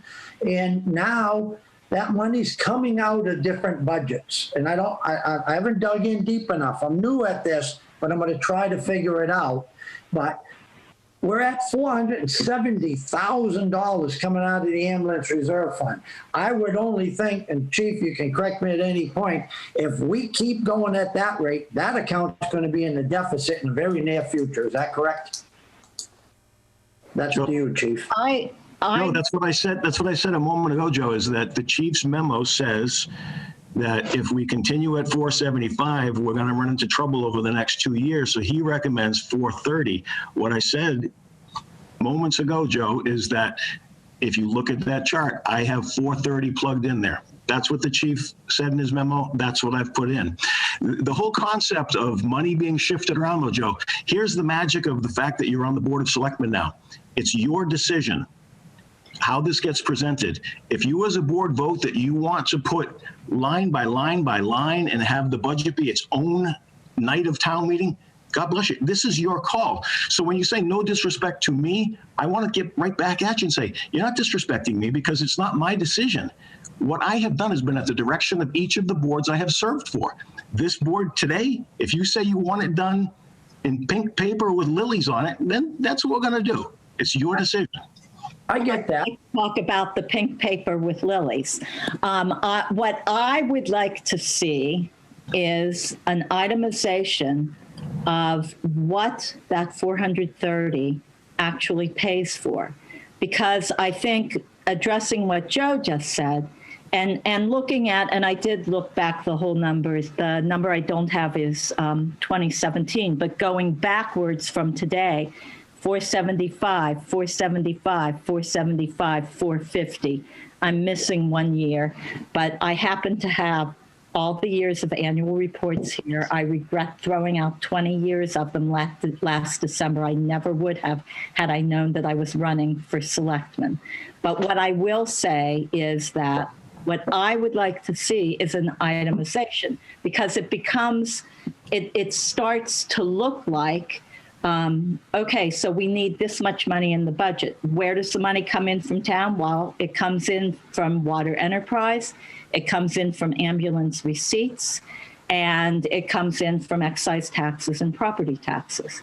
So, okay, so those are our sources. We have these two buckets, tax buckets. These are our big chunks. There are other little chunks, but in any event, those are the big chunks. And so, for example, what are we taking from water enterprise? And I know we haven't done that budget yet, but are we charging them for IT? Because they are paying their own IT now. It's not coming out of our budget.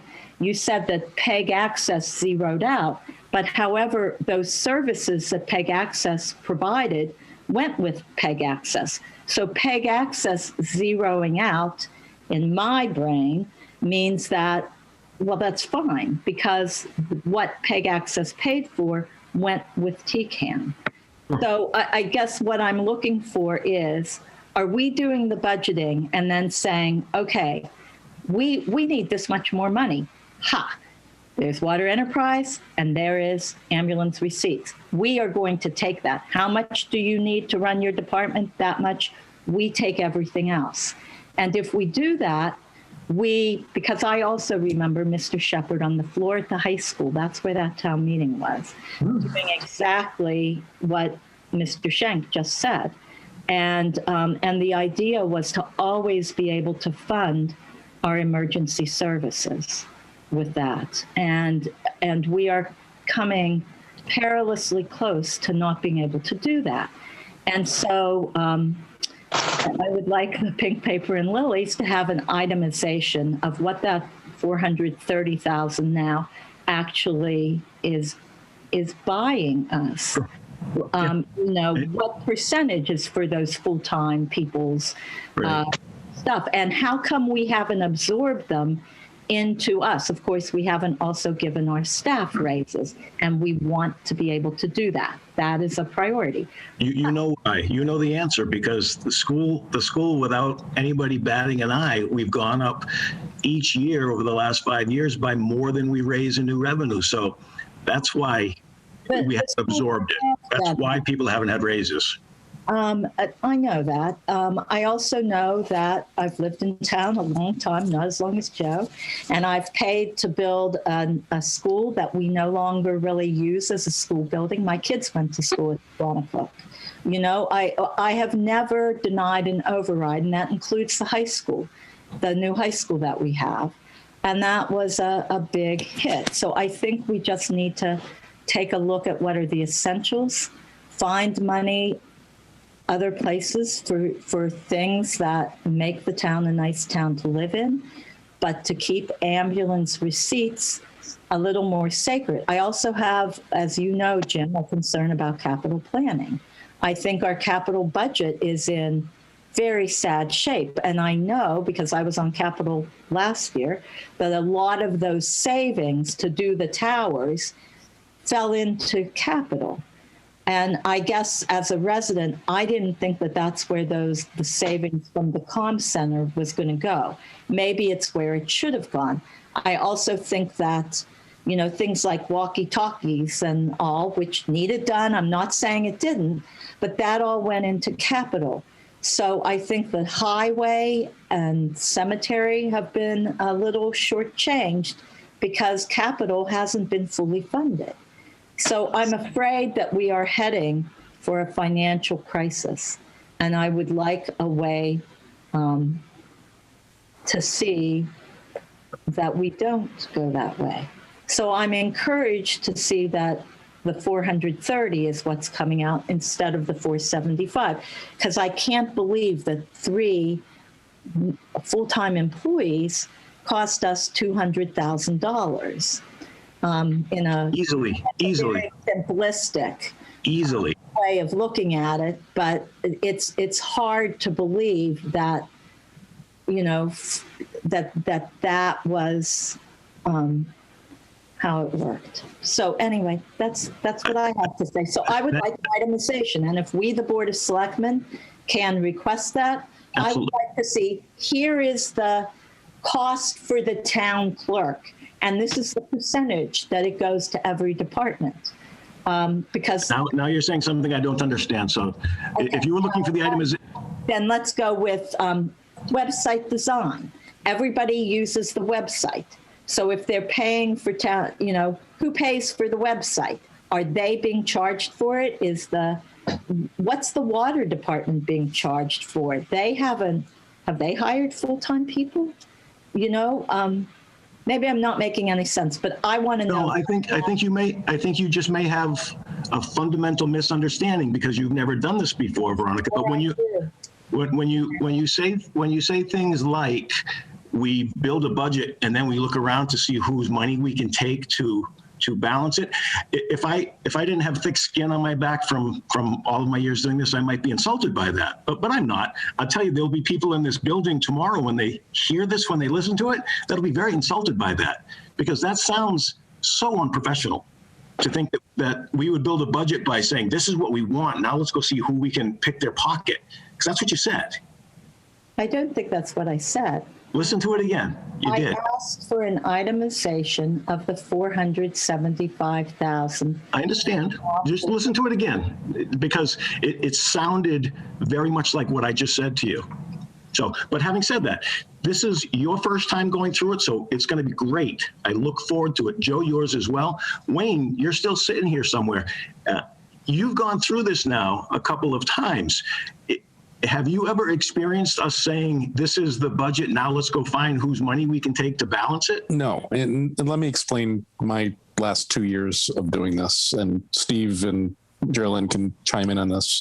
Didn't happen last year, unfortunately, because of COVID. Hate to use that excuse, but we did line by line workshops every Saturday for a month in goringly horrible detail.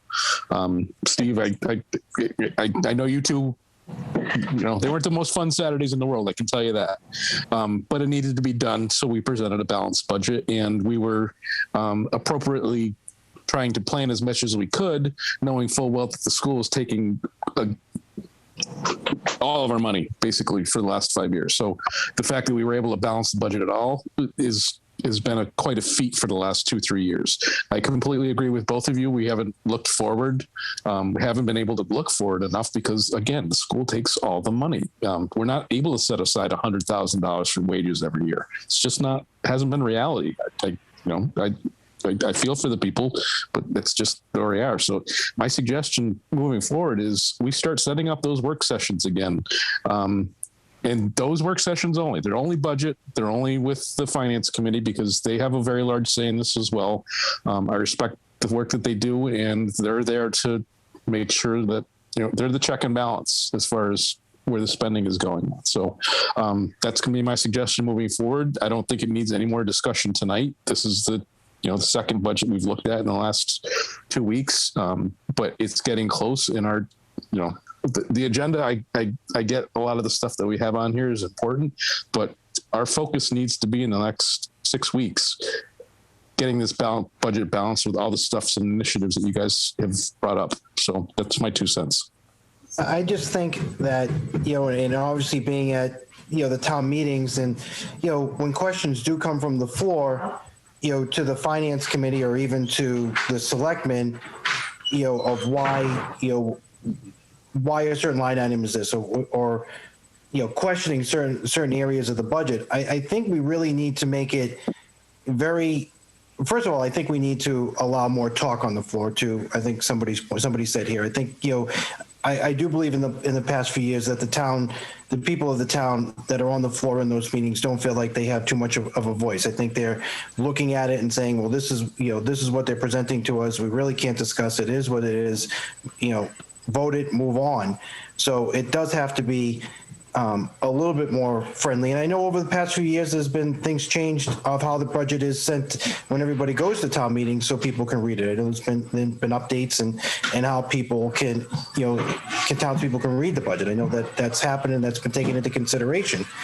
But I do think now, especially going forward, that people feel that they're going to need more of a voice, and at least be heard where I think they haven't been heard. Jim, to I think Veronica's point, and I can understand where we're both coming from. I think in any organization, you look what an employee cost is. I think that's what the word she was looking for. What the employee cost is for a firefighter, a paramedic, and that's not just their salary, but that's taking in benefit load. The benefit and everything else, because you got to look at that. So what is the cost to an employee? And I think that's where Veronica is coming from, because to your point, yes, you might pay somebody $50,000, but with the benefit and everything else, it's $75,000, $85,000, whatever it may be. So it goes higher, and that might just not be an understanding. So I understand where everybody's coming from, and I truly don't think that anybody should take anything personally. I do believe that we're going into with COVID and the revenues not coming in the way they should be coming in. I think it's time to kind of take a step back and more start planning to what the future is, and not saying, and I don't believe it's looking at we're just going to take from here, here, and here. I think it's, okay, what do we have available to us, and how does it make the most sense to utilize that revenue? To Chief Boynton's point, he was looking for turnout gear and then came back. But if we didn't have to take 400 and X amount thousand from the ambulance fund, and I don't know if we could have used it, but that money could have come from the ambulance fund to get that, that turnout gear if we needed to. If that ambulance fund, was set up to, fund the fire department for equipment they might have need. Yeah, it's not. Yeah, and again, I'm just saying. I understand. Yeah, I understand. But if it was just specifically for the EMT, for the ambulance, let's say, again, 2 paramedics come on, 3, if you needed more equipment, another ambulance, whatever it's going. But if we take that money every single year and all of a sudden, God forbid, something happens and we need another ambulance and there's no money there, and, there was money there in the past, we're not saving for the future. So I understand where everybody's coming from. I just think that, the finance committee, and Lynn, I know you're on here, and I know Andrea's on here, and I know Jerry Lynn's on here, and we've talked about it. I think we need to feel a little bit more involved. And I know we've been involved in work sessions, but to the point where when a budget is given to us, we'd like that opportunity to, maybe beforehand, meet with the department heads that's scheduled to come in and say, okay, Jim, the Board of Selectmen need basically a level funded budget. What are you guys thinking? So we can have the input. So when it comes to town meeting, because I remember the last town meeting that we actually had in the town hall before we had it outside, somebody asked a question to Finance Committee, what's your thoughts? We weren't even involved. So I think that's what the people of the town need to know, that one, the Finance Committee, who is really the watchdog for the people of the town, have a say, or, this is how we feel about a certain line item or overall budget, and then the Board of Selectmen have what they need. So I just feel that everybody come together and understand where it's coming from. And I don't think we should get into the pointing of the fingers or anybody take anything personally. And I know everybody has thick skin. I think we've all become thicker skinned over the years, but just take it to the point where, okay, what do we have in front of us? Because this has been a tough year for everybody.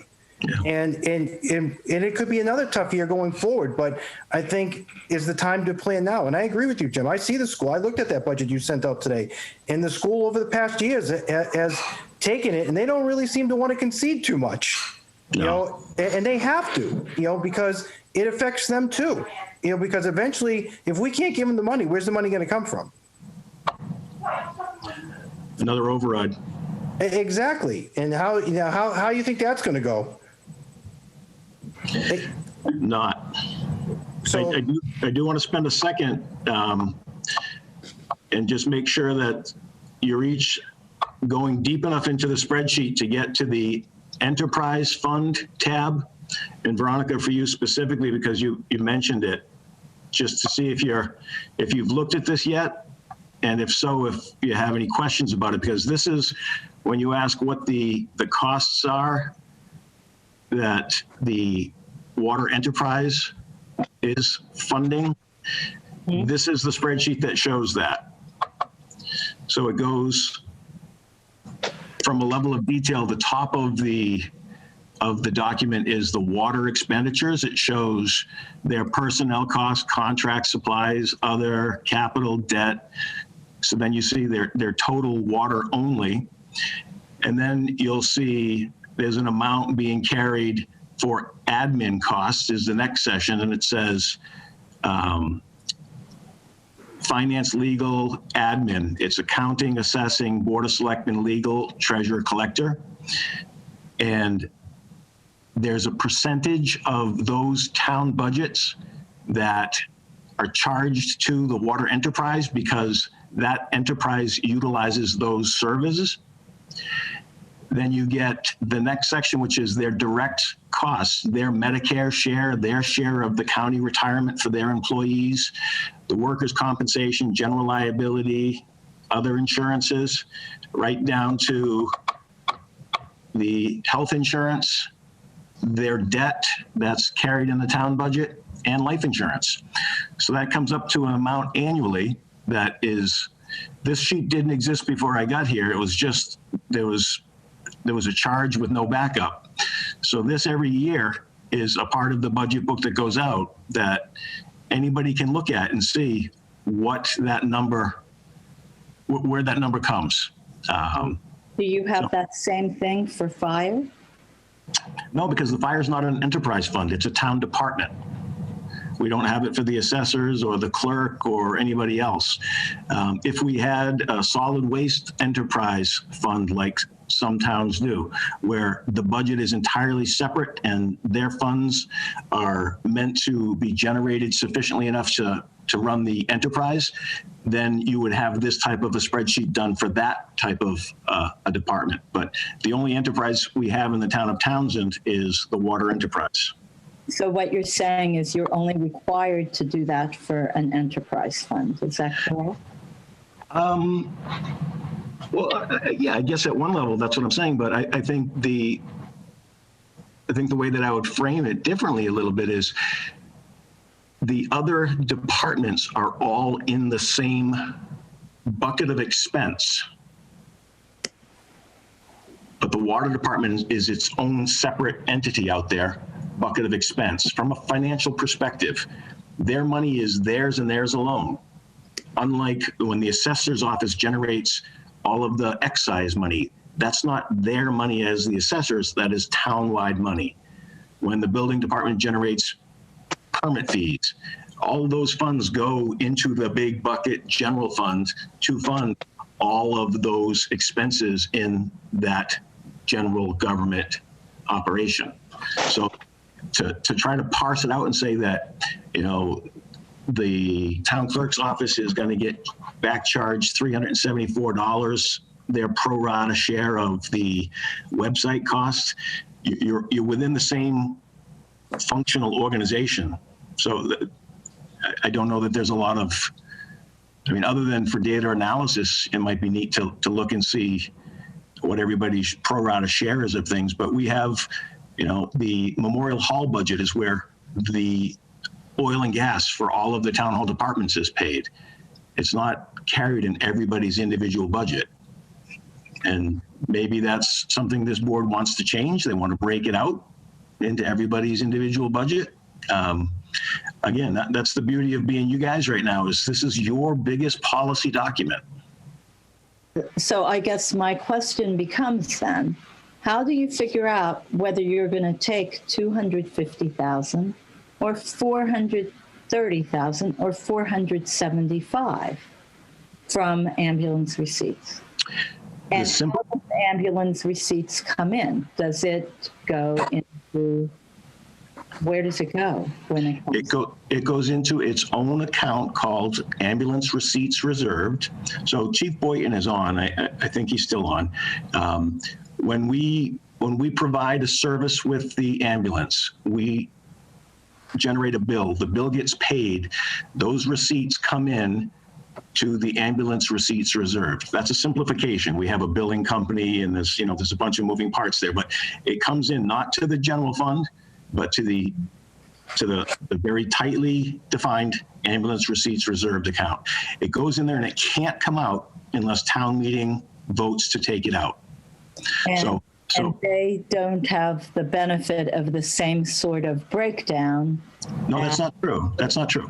What I said is, if you look at the warrant, at least since I've been here, I can't speak to before that, there is a table, it's some 6 lines in the warrant that says to see if the town will raise and appropriate, $28 million for the purpose of whatever, asterisks and other available funds. And there's a little chart right there of those 6 lines in the warrant that says recreation receipts, ambulance receipts reserved, or whatever. So that is out there, and it's been a part of the discussion at the Board of Selectmen level and the Finance Committee level.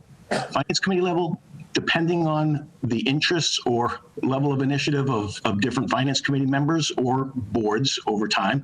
But Selectmen every year have had the discussion about these funding, these funding sources that are available in a municipal government to operate a town.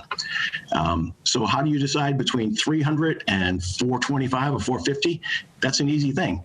The 300 was what was originally, prior to my time, the plug number. And then when the chief came in and wanted to grow the department, part of the reason that the board supported it, and it's part of the public record, was that there is this ability to fund that incremental cost increase for growing the ambulance service from these dedicated ambulance receipts.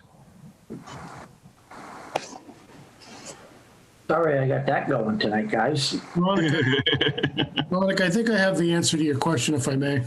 Sure. In the budgets that I submitted to you, there's 2 lines that are highlighted in blue. Mm-hmm. Those are the lines that I recommend are funded through ambulance receipts. So there isn't a separate spreadsheet as like the water enterprise. Right. But when I submit a budget, I recommend how much, like this year was 430. In that 430 funds 2 lines. It funds this year and in past years, operational firefighter paramedics and the per diem paramedics. So that's where the funding is going for those 2 lines. Okay.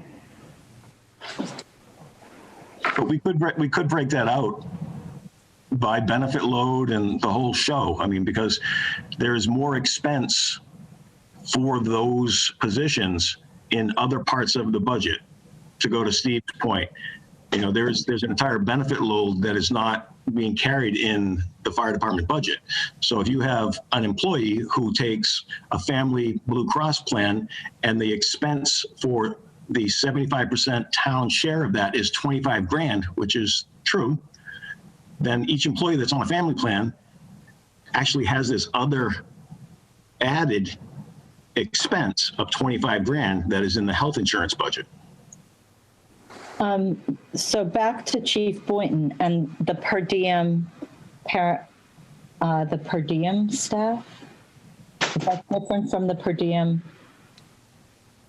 paramedics? That's the one that you want to increase up to 25 to make them meet prevailing wage in the area. Is that correct?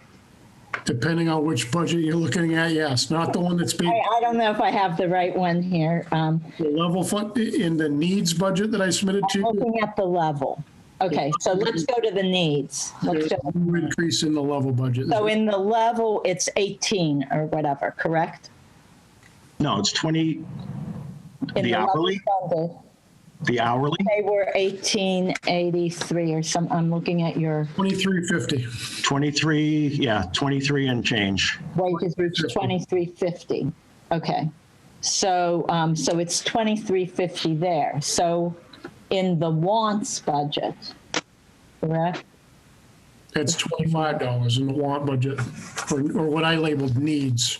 Needs, okay, the needs is the wants, okay. So if that's the case, okay. And that's a 6.5% increase, does that mean that you would give more money to have that? More money would come out of ambulance receipts for you to have the $25 per hour? No, because as we've discussed, it's the level we're at is not sustainable. So regardless, it needs to come down to 430,000. And I would extend that to say that's a stopgap measure even this year because we've got an ambulance that we approved for purchase last year. Right. We're still operating in deficit. So that needs to be looked at again closely next year. And my recommendation would be to reduce it another 50 next year. Okay. Which we need to do to make that payment on the ambulance, correct? Yeah, and to start building up enough money in there so we have a comfort level where if we have a major repair, or as Steve and others have said, you know, we lose an ambulance for some reason, not covered by insurance, we've got some money there to purchase or replace a piece of equipment. Okay. And those become decisions of the Board of Selectmen and then the Finance Committee once you've decided, and ultimately town meeting. And this is where it gets tricky for a guy like me who's a hired hand, okay? Because I have a Board of Selectmen 3 years ago that agrees to grow staff, and the offset is to use this revenue source.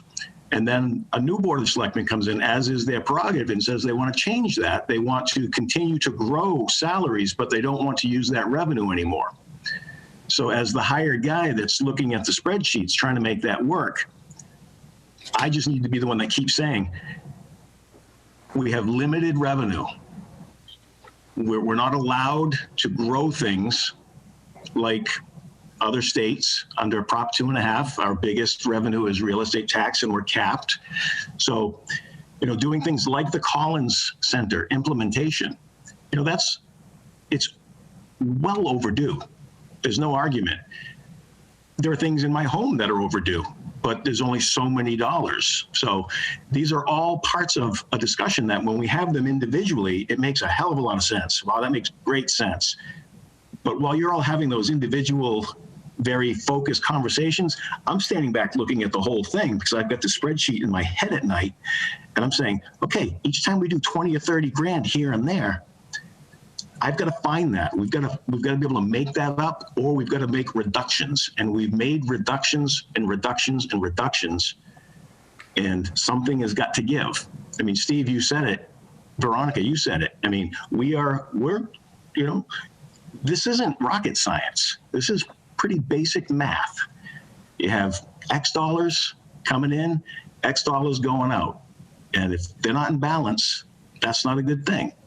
So when you know that you can take $500,000 new revenue in every year in your business and you're giving it to someone else, I'm not disparaging the schools. They have a hard job. They do a wonderful job. They have a precious cargo. But every new dollar you can take in your business, you're giving to a subsidiary of yours, and your costs are going up. You can't run like that. I guess this, from my point, this is where like everybody's thick skin needs to come in, and we talk about like, you know, past and everything else, and I get everything what everybody's saying, but I think you said it perfectly, Jim, where people are talking individually about what they want. We're not talking as a whole, as a, you know, together between the Finance Committee and Board of Selectmen, all together looking at, you know, with the department heads, looking at, okay, what do we need? You know, this is what the budget's going to be. Who needs what? You know, the one thing always for me is that you do not want to, and I don't believe anybody, citizen in this town, is going to want public safety compromised. I think that is, you know, a line in the sand. Nobody's going to want it. You know, it concerns me that, you know, I do remember that we have an ambulance coming up, but I'll say it, and the chief just said it, an ambulance go down that's not covered from insurance, and we've been, you know, allocating these funds for, you know, to offset other deficits in the budget from the ambulance fund, and now that puts the fire department in a tough situation. Stephen, let me stop you there, Steve.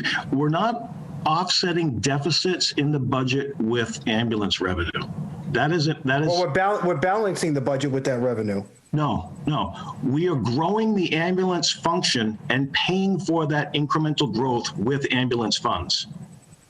That's a very distinct thing. So the money that's coming out of the ambulance fund, just for me understanding, and it's more of an understanding, that's still going all into, we're using that, the town's using that money. He just showed you that on his budget, the level budget, when you pull it up, it has two blue cells, and those total $430,000 in his individual budget, which equals my point, and it tied into something you said, is that's true. In his budget, there's $430,000 of expense, for which $430,000 of revenue is being matched. I still have 6 employees times 25 grand ahead for family health insurance. That's someplace else in the budget. Well, that's it's taking that money to balance the budget. Okay, so then that's more of an education for me, but it kind of goes back. It's all goes back to what I'm saying is, to your point, everybody's talking individually. Everybody has a different understanding, and that's coming from nobody talking together. You know, you were saying the previous boards were saying, do this. Okay, we're going to do, you're just following, you're going to do that. New board comes in, we're going to do this. Okay, we're going to do that. But at some point in time, you know, and I know this only because I've had conversations that, you know, certain, you know, finance committee members previous to me, or, you know, didn't feel part of anything. You know, it's when you discuss it together is when it works. And that way, when we're having meetings like this on live TV and everybody has opinions and people are out there going, okay, what really is going on? Because I don't have an understanding. It doesn't even seem like they have an understanding. You know, we're really screwed at this point. But that's where the talk has to happen, so we have an understanding, because there is, you know, again, you look at one thing, but there's a benefit cost to an employee, associated cost to employees, not just the employee's salary. I understand where Veronica's coming from about what's every department paying for something. You know, for instance, the COO of a company, his or her salary is divided up between departments within that company. You know, so everybody takes a share. My company, you know, we just built a $25 million building. You know, my rent for the department that I run, my rent portion just went up because we have a bigger building. So that's allocated out to me, and my expenses go up. You know, where I think to Veronica's point exactly, it's like, okay, well, we have all these other services that are being shared throughout the town. What portions are going to what? And that's just having an understanding, but that's just having that we all talk and understand the budget. And yeah, and to Wayne's point, it can get lengthy at work sessions and everything else, but at least we can come out and go to the town. This is where we're at. To your point exactly, no, I'm not, you know, money, thick skin for everybody. No, I'm not taking money from here. This is just where the money's going. But I do have concerns that, one thing you don't want to mess with the public safety, and I would just hate to see the chief in a situation where he needs an ambulance and, we're calling Uber to go transport somebody to Leominster. Joke, we're not calling Uber, but just, again, we got to start thinking of the future. I know in previous things that we were thinking of the now, and we have to think of the now in certain cases, but we got to think of what's going to come, project 5 years out. 3 years out. And it should be offered that the Chief Boynton has done what he is supposed to do, which is articulate the most conservative and public safety appropriate analysis of that fund. I can tell you that the town accountant has a different perspective on that fund. And Chief, if you're still on, I know you're probably only smiling falsely, but Lori doesn't have the same dire projections that Chief Boynton does. They're coming at it from different places, understandably. I mean, the numbers are the numbers at the end of the day, but they each have different viewpoints that they're coming from. To your point, Steve, I think, yeah, everybody being around the same table, talking in the same language with the same base understanding, everything's better. So to Wayne's point, we did that ad nauseum 2 years ago, and the year before that. I'm game. My family doesn't expect to see me over the next several months. So, and just in the interest of time, I know we've spent a lot of time on this and we still have stuff to get through too. I'm just going to suggest we start to look at, Steve and the finance committee and the board of selectmen, pick some dates to sit down and do this. I think we're all saying the same thing at this point.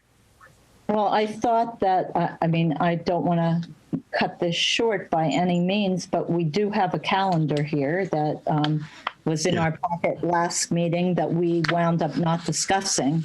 Right, and I've since talked with Joe, and some of Joe's pre-existing schedule doesn't mesh with the Saturdays that we've got in there. So maybe what I can do, Veronica, is I can send this draft out to Selectmen and FinCom tonight, so everybody has a copy of it.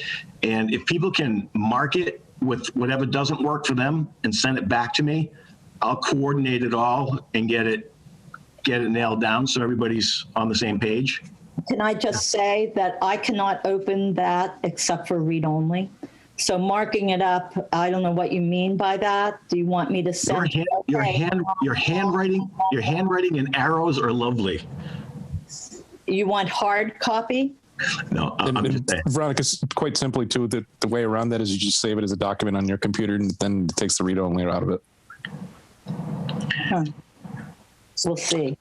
It is saved on the computer, and it comes up the same every time. But in any event, wait here for a long time. I think we need to kind of move on with this one. Yeah, and just keep in mind that all of us aren't going to make every meeting. If we have a quorum and you can get your questions asked, or and if you can't make the meeting, ask your questions ahead of time so they can be brought up. That's all I'm going to say. And we, since we have Chief Sartell here and Jim Smith here, could we hear from the two of them if there's anything that they would like us to hear? Oh boy. Oh boy. I know Jim Smith was hoping to make the night without having to say anything, but the same is probably not true for Chief Sartell. He still has that opportunity. He can decline. Same with Chief Sartell. No, first, I thank you very much for the time and for the effort that goes into this. This is a critical time for us in my profession, but just in general throughout the year. Budgeting season is a big thing, and we have to do it right because we have to live with the results of it. My budget memo is pretty brief. It's a couple pages. I will send it along if Jim hasn't already. I think I've sent Veronica a copy of it. I have it. I'd be more than happy to send it along for everybody else to take a look at, including the members of the Finance Committee if they're so inclined. I guess just overall, COVID and hashtag 2020 really made any really movement in budgetary sense very difficult. we're all in a state of perpetual holding because of all of those things. The impact has been, and it is difficult to describe, truly, to be honest. There are other things driving our particular budget at the police department in general. The one thing I would like to underscore, and I'd like to get in on some of those Saturday meetings, or the one when you get to my budget, if there's any questions, I'd be more than happy to jump in a more granular way. But one of the things I'd like you all to consider when you're looking at the police department's budget in general is criminal justice reform. It is a major, major thing in this endeavor. There's no question about that. There are going to be and are a ton of unfunded mandates. It's hard to even get that down at this point in time.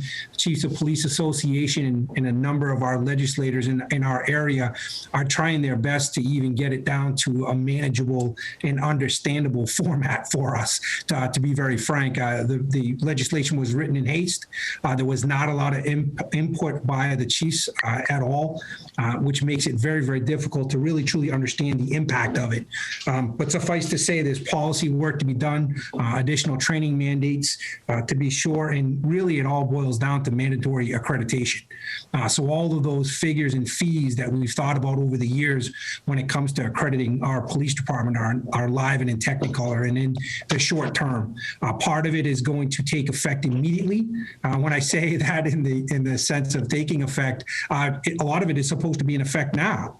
With zero help from the Commonwealth as far as putting that stuff into play, and to be very brutally honest with you, not a lot of direction from the various organizations and stuff. So I just ask you to think of that and consider that in the year that we are coming in with as close to a level budget as I could possibly come in with. This really, for all intents and purposes, and Jim has mentioned this, a budget is a statement in dollars. It's a statement of our mission. And this gets us to a point where we're not reducing services. It's very, very much a status quo budget. But when I say that, there's a lot of growth within our department on the policy front and on the staffing front and things of that nature. And that stuff continues to happen with this as close to level budget as we possibly could. Jim and I met this afternoon for probably an hour or so.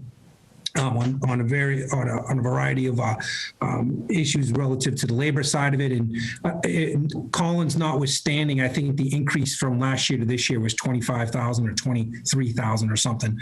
So we did our best to get it as level as I possibly could.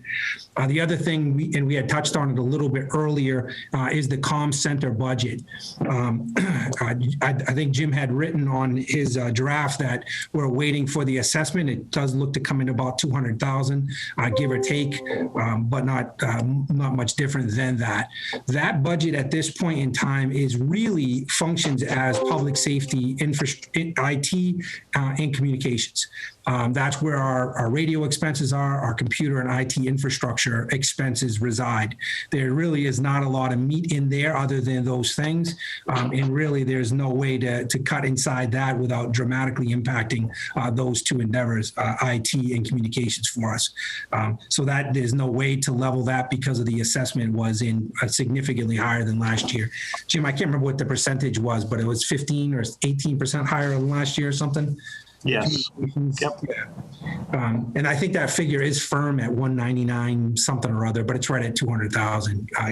We are in a contract for IT services for another year. I will procure them again for another 2 or 3 year cycle. I will do that this coming fiscal year, meaning fiscal 22. So those costs are fixed. And we're still getting to the bottom of some of the equipment and maintenance of that equipment.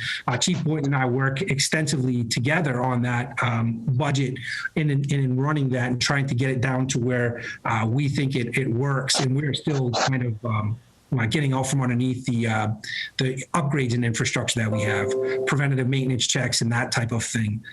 So there's really not a lot of discussion other than this is a status quo budget for us. It does the job, but it does the job at status quo. All right. Thank you, Chief. Jim Smith, anything to say on the budget?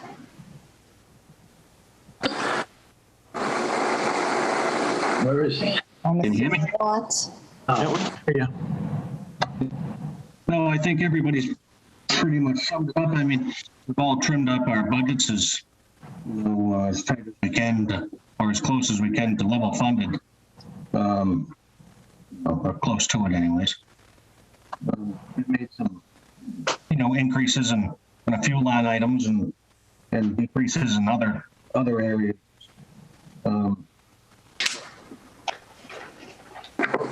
a firm believer in you got to give a little to get a little. So maybe with better times next year, we'll be a little better off, and we'll be remembered.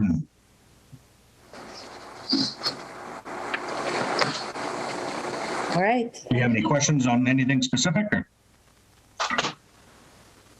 Jim or Wayne, Joe or Wayne rather? I do not. I do not. Good. I think just want to thank you guys for putting all the work into it and due diligence to try to keep your budgets as low as you could. But first and foremost, all three of you, I commend you for doing a great job. And what you guys do is awesome. And just keep up the good work. And that's all we can ask. Thank you. Appreciate that.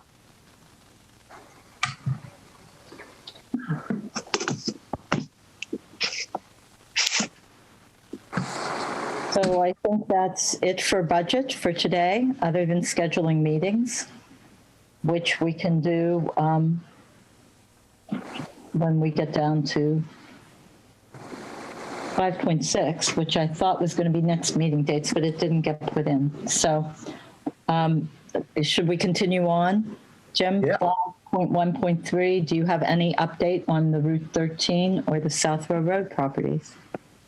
On the Route 13 property, no, nothing more than the same that I had for you 2 weeks ago, which is I think it's going to have to wind its way through the tax title property process.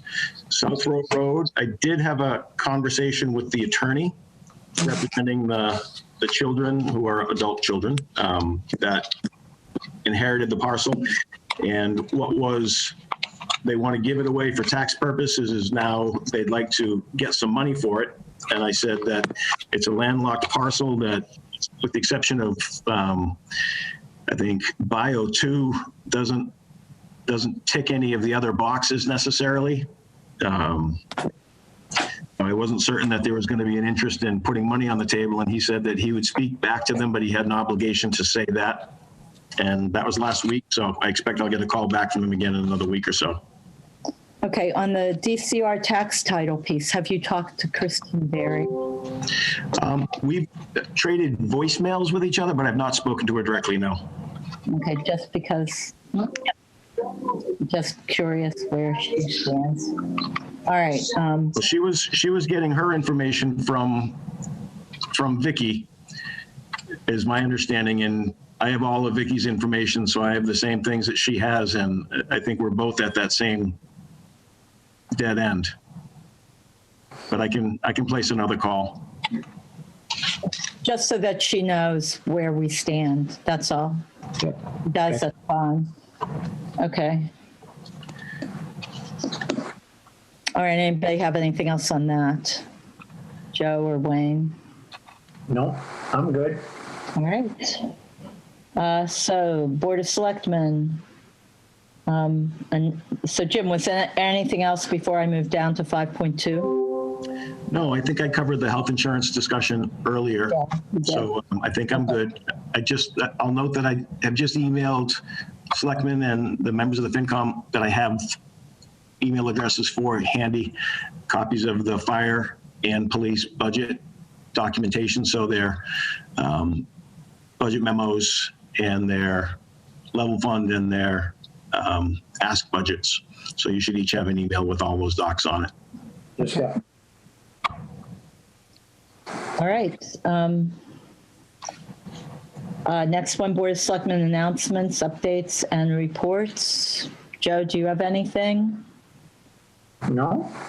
I got nothing. Okay, I guess the only thing I had, this was more of a a question. I don't really have much more than the warrant for the annual town meeting. Where do we stand with that? I guess I wanted people to know that March 1st is the deadline for getting things into us. Yep, So, we made that clear at the department head meeting again last week. So just, and everybody knows, they've been here long enough to know, but just to make certain it wasn't slipping their minds. So we had that discussion, very specifically saying that if you have something that is substantive that you don't have done yet, at least get something to us that we can have as a placeholder, that we can stamp in by the March 1st date.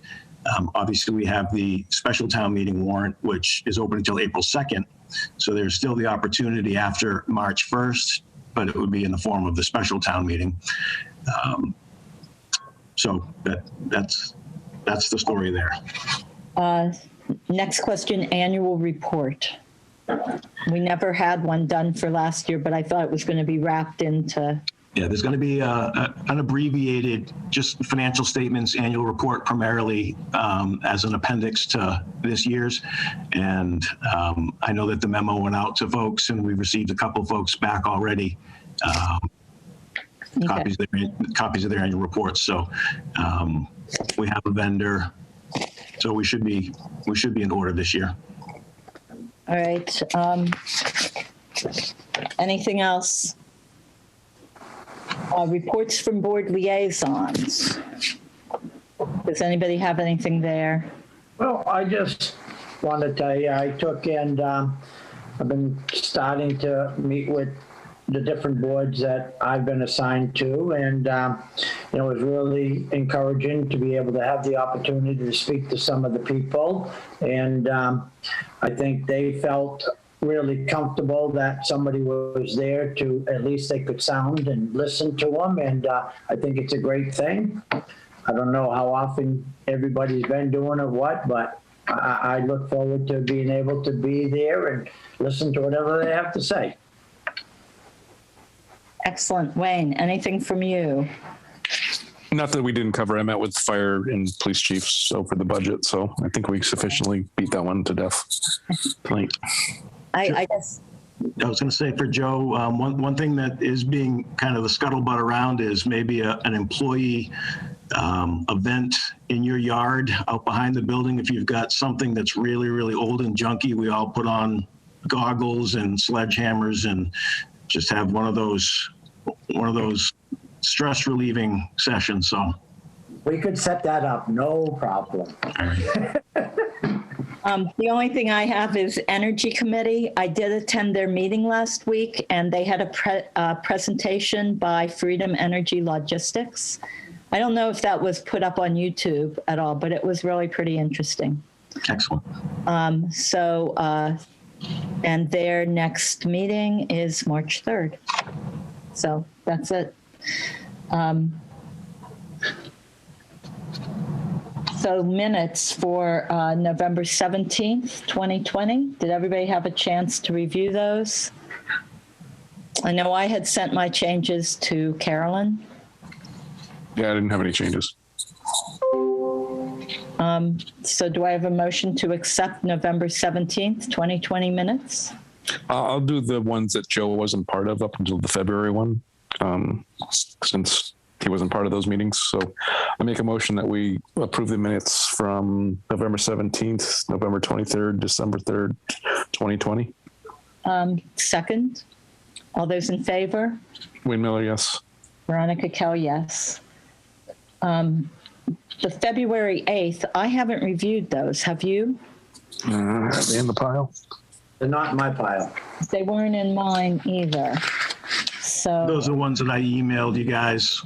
Oh, okay. Because I had done those directly after the meeting, so we can get those back out and at your next meeting. Okay. Okay. All right, so that comes back out. I wanted to also note that it would be good to have the minutes from December meetings.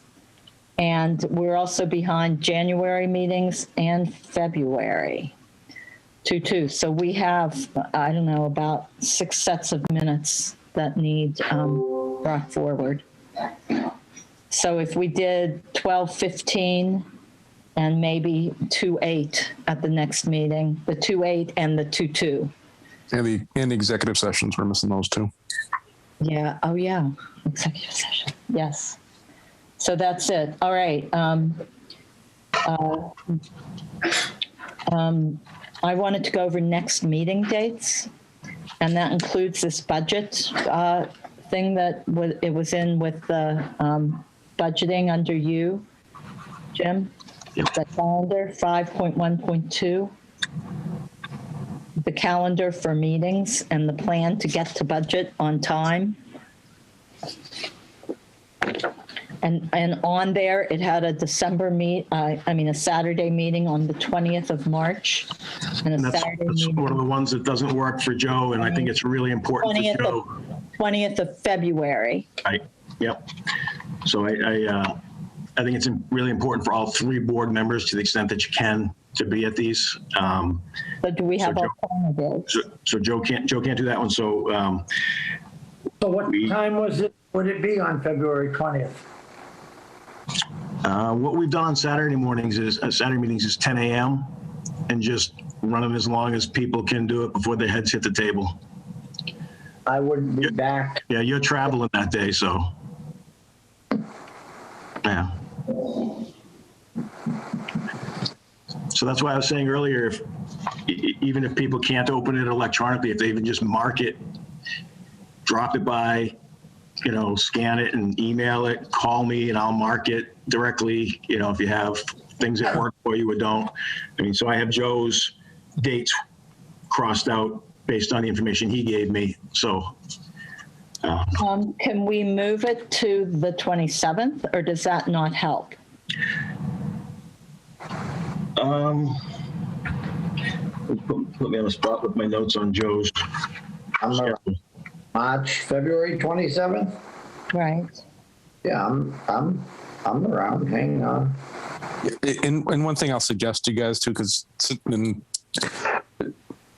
I know not all of us can make the Saturday meetings all the time, is we really got to work with Jim on this and getting our questions out there. So if you're not going to be there,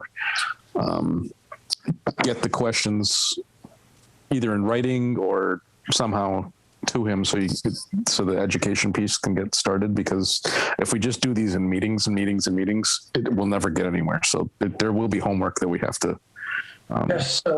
Just see, I don't really know what I would have for questions, so I'm just kind of learning. I'm listening to. I know that it there will come. You're going to have a shit ton of questions. I'll tell you that right now. Okay. Well, then we'll put them in writing. But you guys work around it, and then by all means, Jim can kind of, hopefully he'll help me, and I can reach out to him and I'll voice my opinion. So you guys have your meetings, but I'll just stay informed as much as I can, just so we can move forward. I'm fine with that, guys. And I apologize for my language. Excuse me. It's late and I'm very tired. What days are you not available, Joe? Like what Saturdays are, like there's one for the 6th of March. Is that doable or not doable? No, March 6th and March 20th, I'll be not in town. I'm actually gone without speaking too much here. And Saturdays are usually your travel day because they're virtual. So is Saturday usually your travel day then, Joe? Yeah. Okay. Be on a virtual meeting at 30,000 feet. Right. Hey, I've done those. Come on. Okay, so that means, and the 20th is a travel day. But we can do the 27th. Joe can do the 27th. Can everyone else? I can. February. Wayne? As long as it's morning, yes. Yeah. Okay. So you want to take February 27th at 10? Yeah. And then what about the 13th? Can you do the 13th? Can we do 11 on the 27th? I'm sorry. Sure. 11 instead of 10? Yeah. Yeah. I got plans already to forget about. And then we'll skip the 6th because that's the next one you have on the calendar. But can you do the 13th, Joe? Yeah, I could probably make that, yeah. Veronica, we may need the 6th even if Joe can't make it. Okay. If you do 4 in a row, I'm just speaking of experience, Jimmy can pipe in too. There's baby steps we got to take in each one. And a quick update for Joe the following week, what we went through saves us a lot more time. Yeah, so just do the 6th All right, so then the 11 on the 27th, 10 on the 6th, 10 on the 13th. Did you say 4 weeks, Wayne? I think that's what we did last time, isn't it, Jim? About 4 or 5 weeks. Yeah, we did 4. That's what I thought. And then 10. How about the 27th of March? Yeah. Are we skipping the 20th? Joe's not available on the 20th, I believe. Right. Okay, so we skip the 20th and we go with the 27th. 10 a.m. That's fine. Okay. And with that, Jim, do you know when the school committee is scheduled to sharpen the pencil? Yep, they are next scheduled for March 1st. I was told today, I spoke with the business manager. They have a reduction coming. She wasn't at liberty to share with me anything because until the school committee votes it, it's not real. I also noted that in the packet that there was a 2% increase for the superintendent as well. Yes. So they're giving themselves raises. Yeah, right.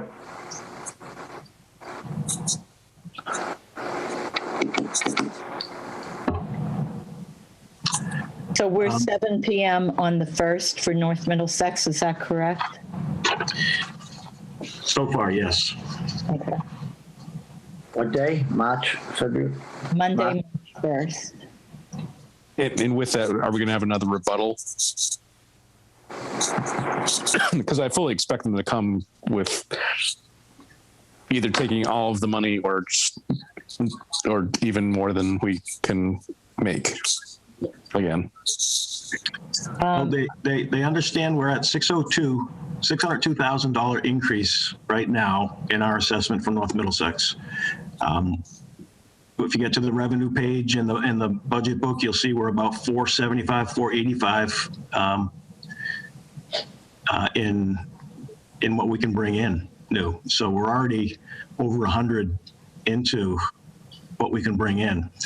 So we had some discussion, the superintendent and I, this past weekend, a couple ideas I had for him on things they can do to try to get through this difficult year. But I made it clear to him that, I can't even see an assessment of $400,000. No. So they've got a lot of work to do. And he's getting a 2% raise. Come on. I mean, times are tough for everybody. And what's his salary now?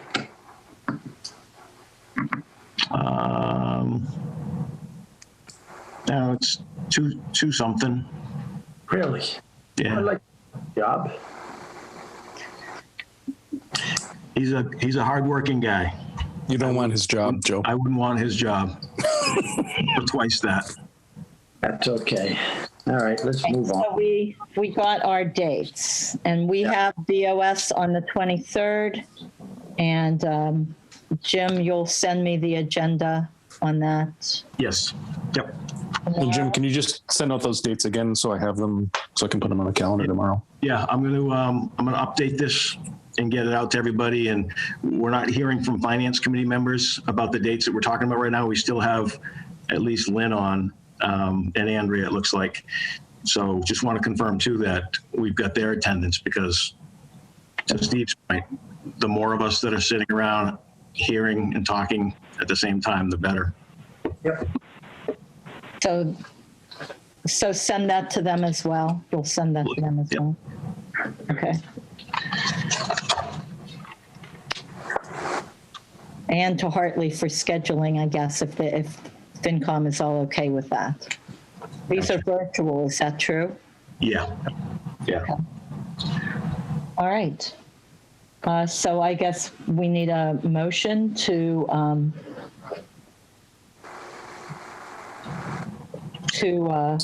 Payroll and bills payable. right. I make a motion to review and sign payroll and bills payable warrants out of session. Second. All those in favor? Joe Shank, aye. Email, yes. Veronica Cal, yes. All right.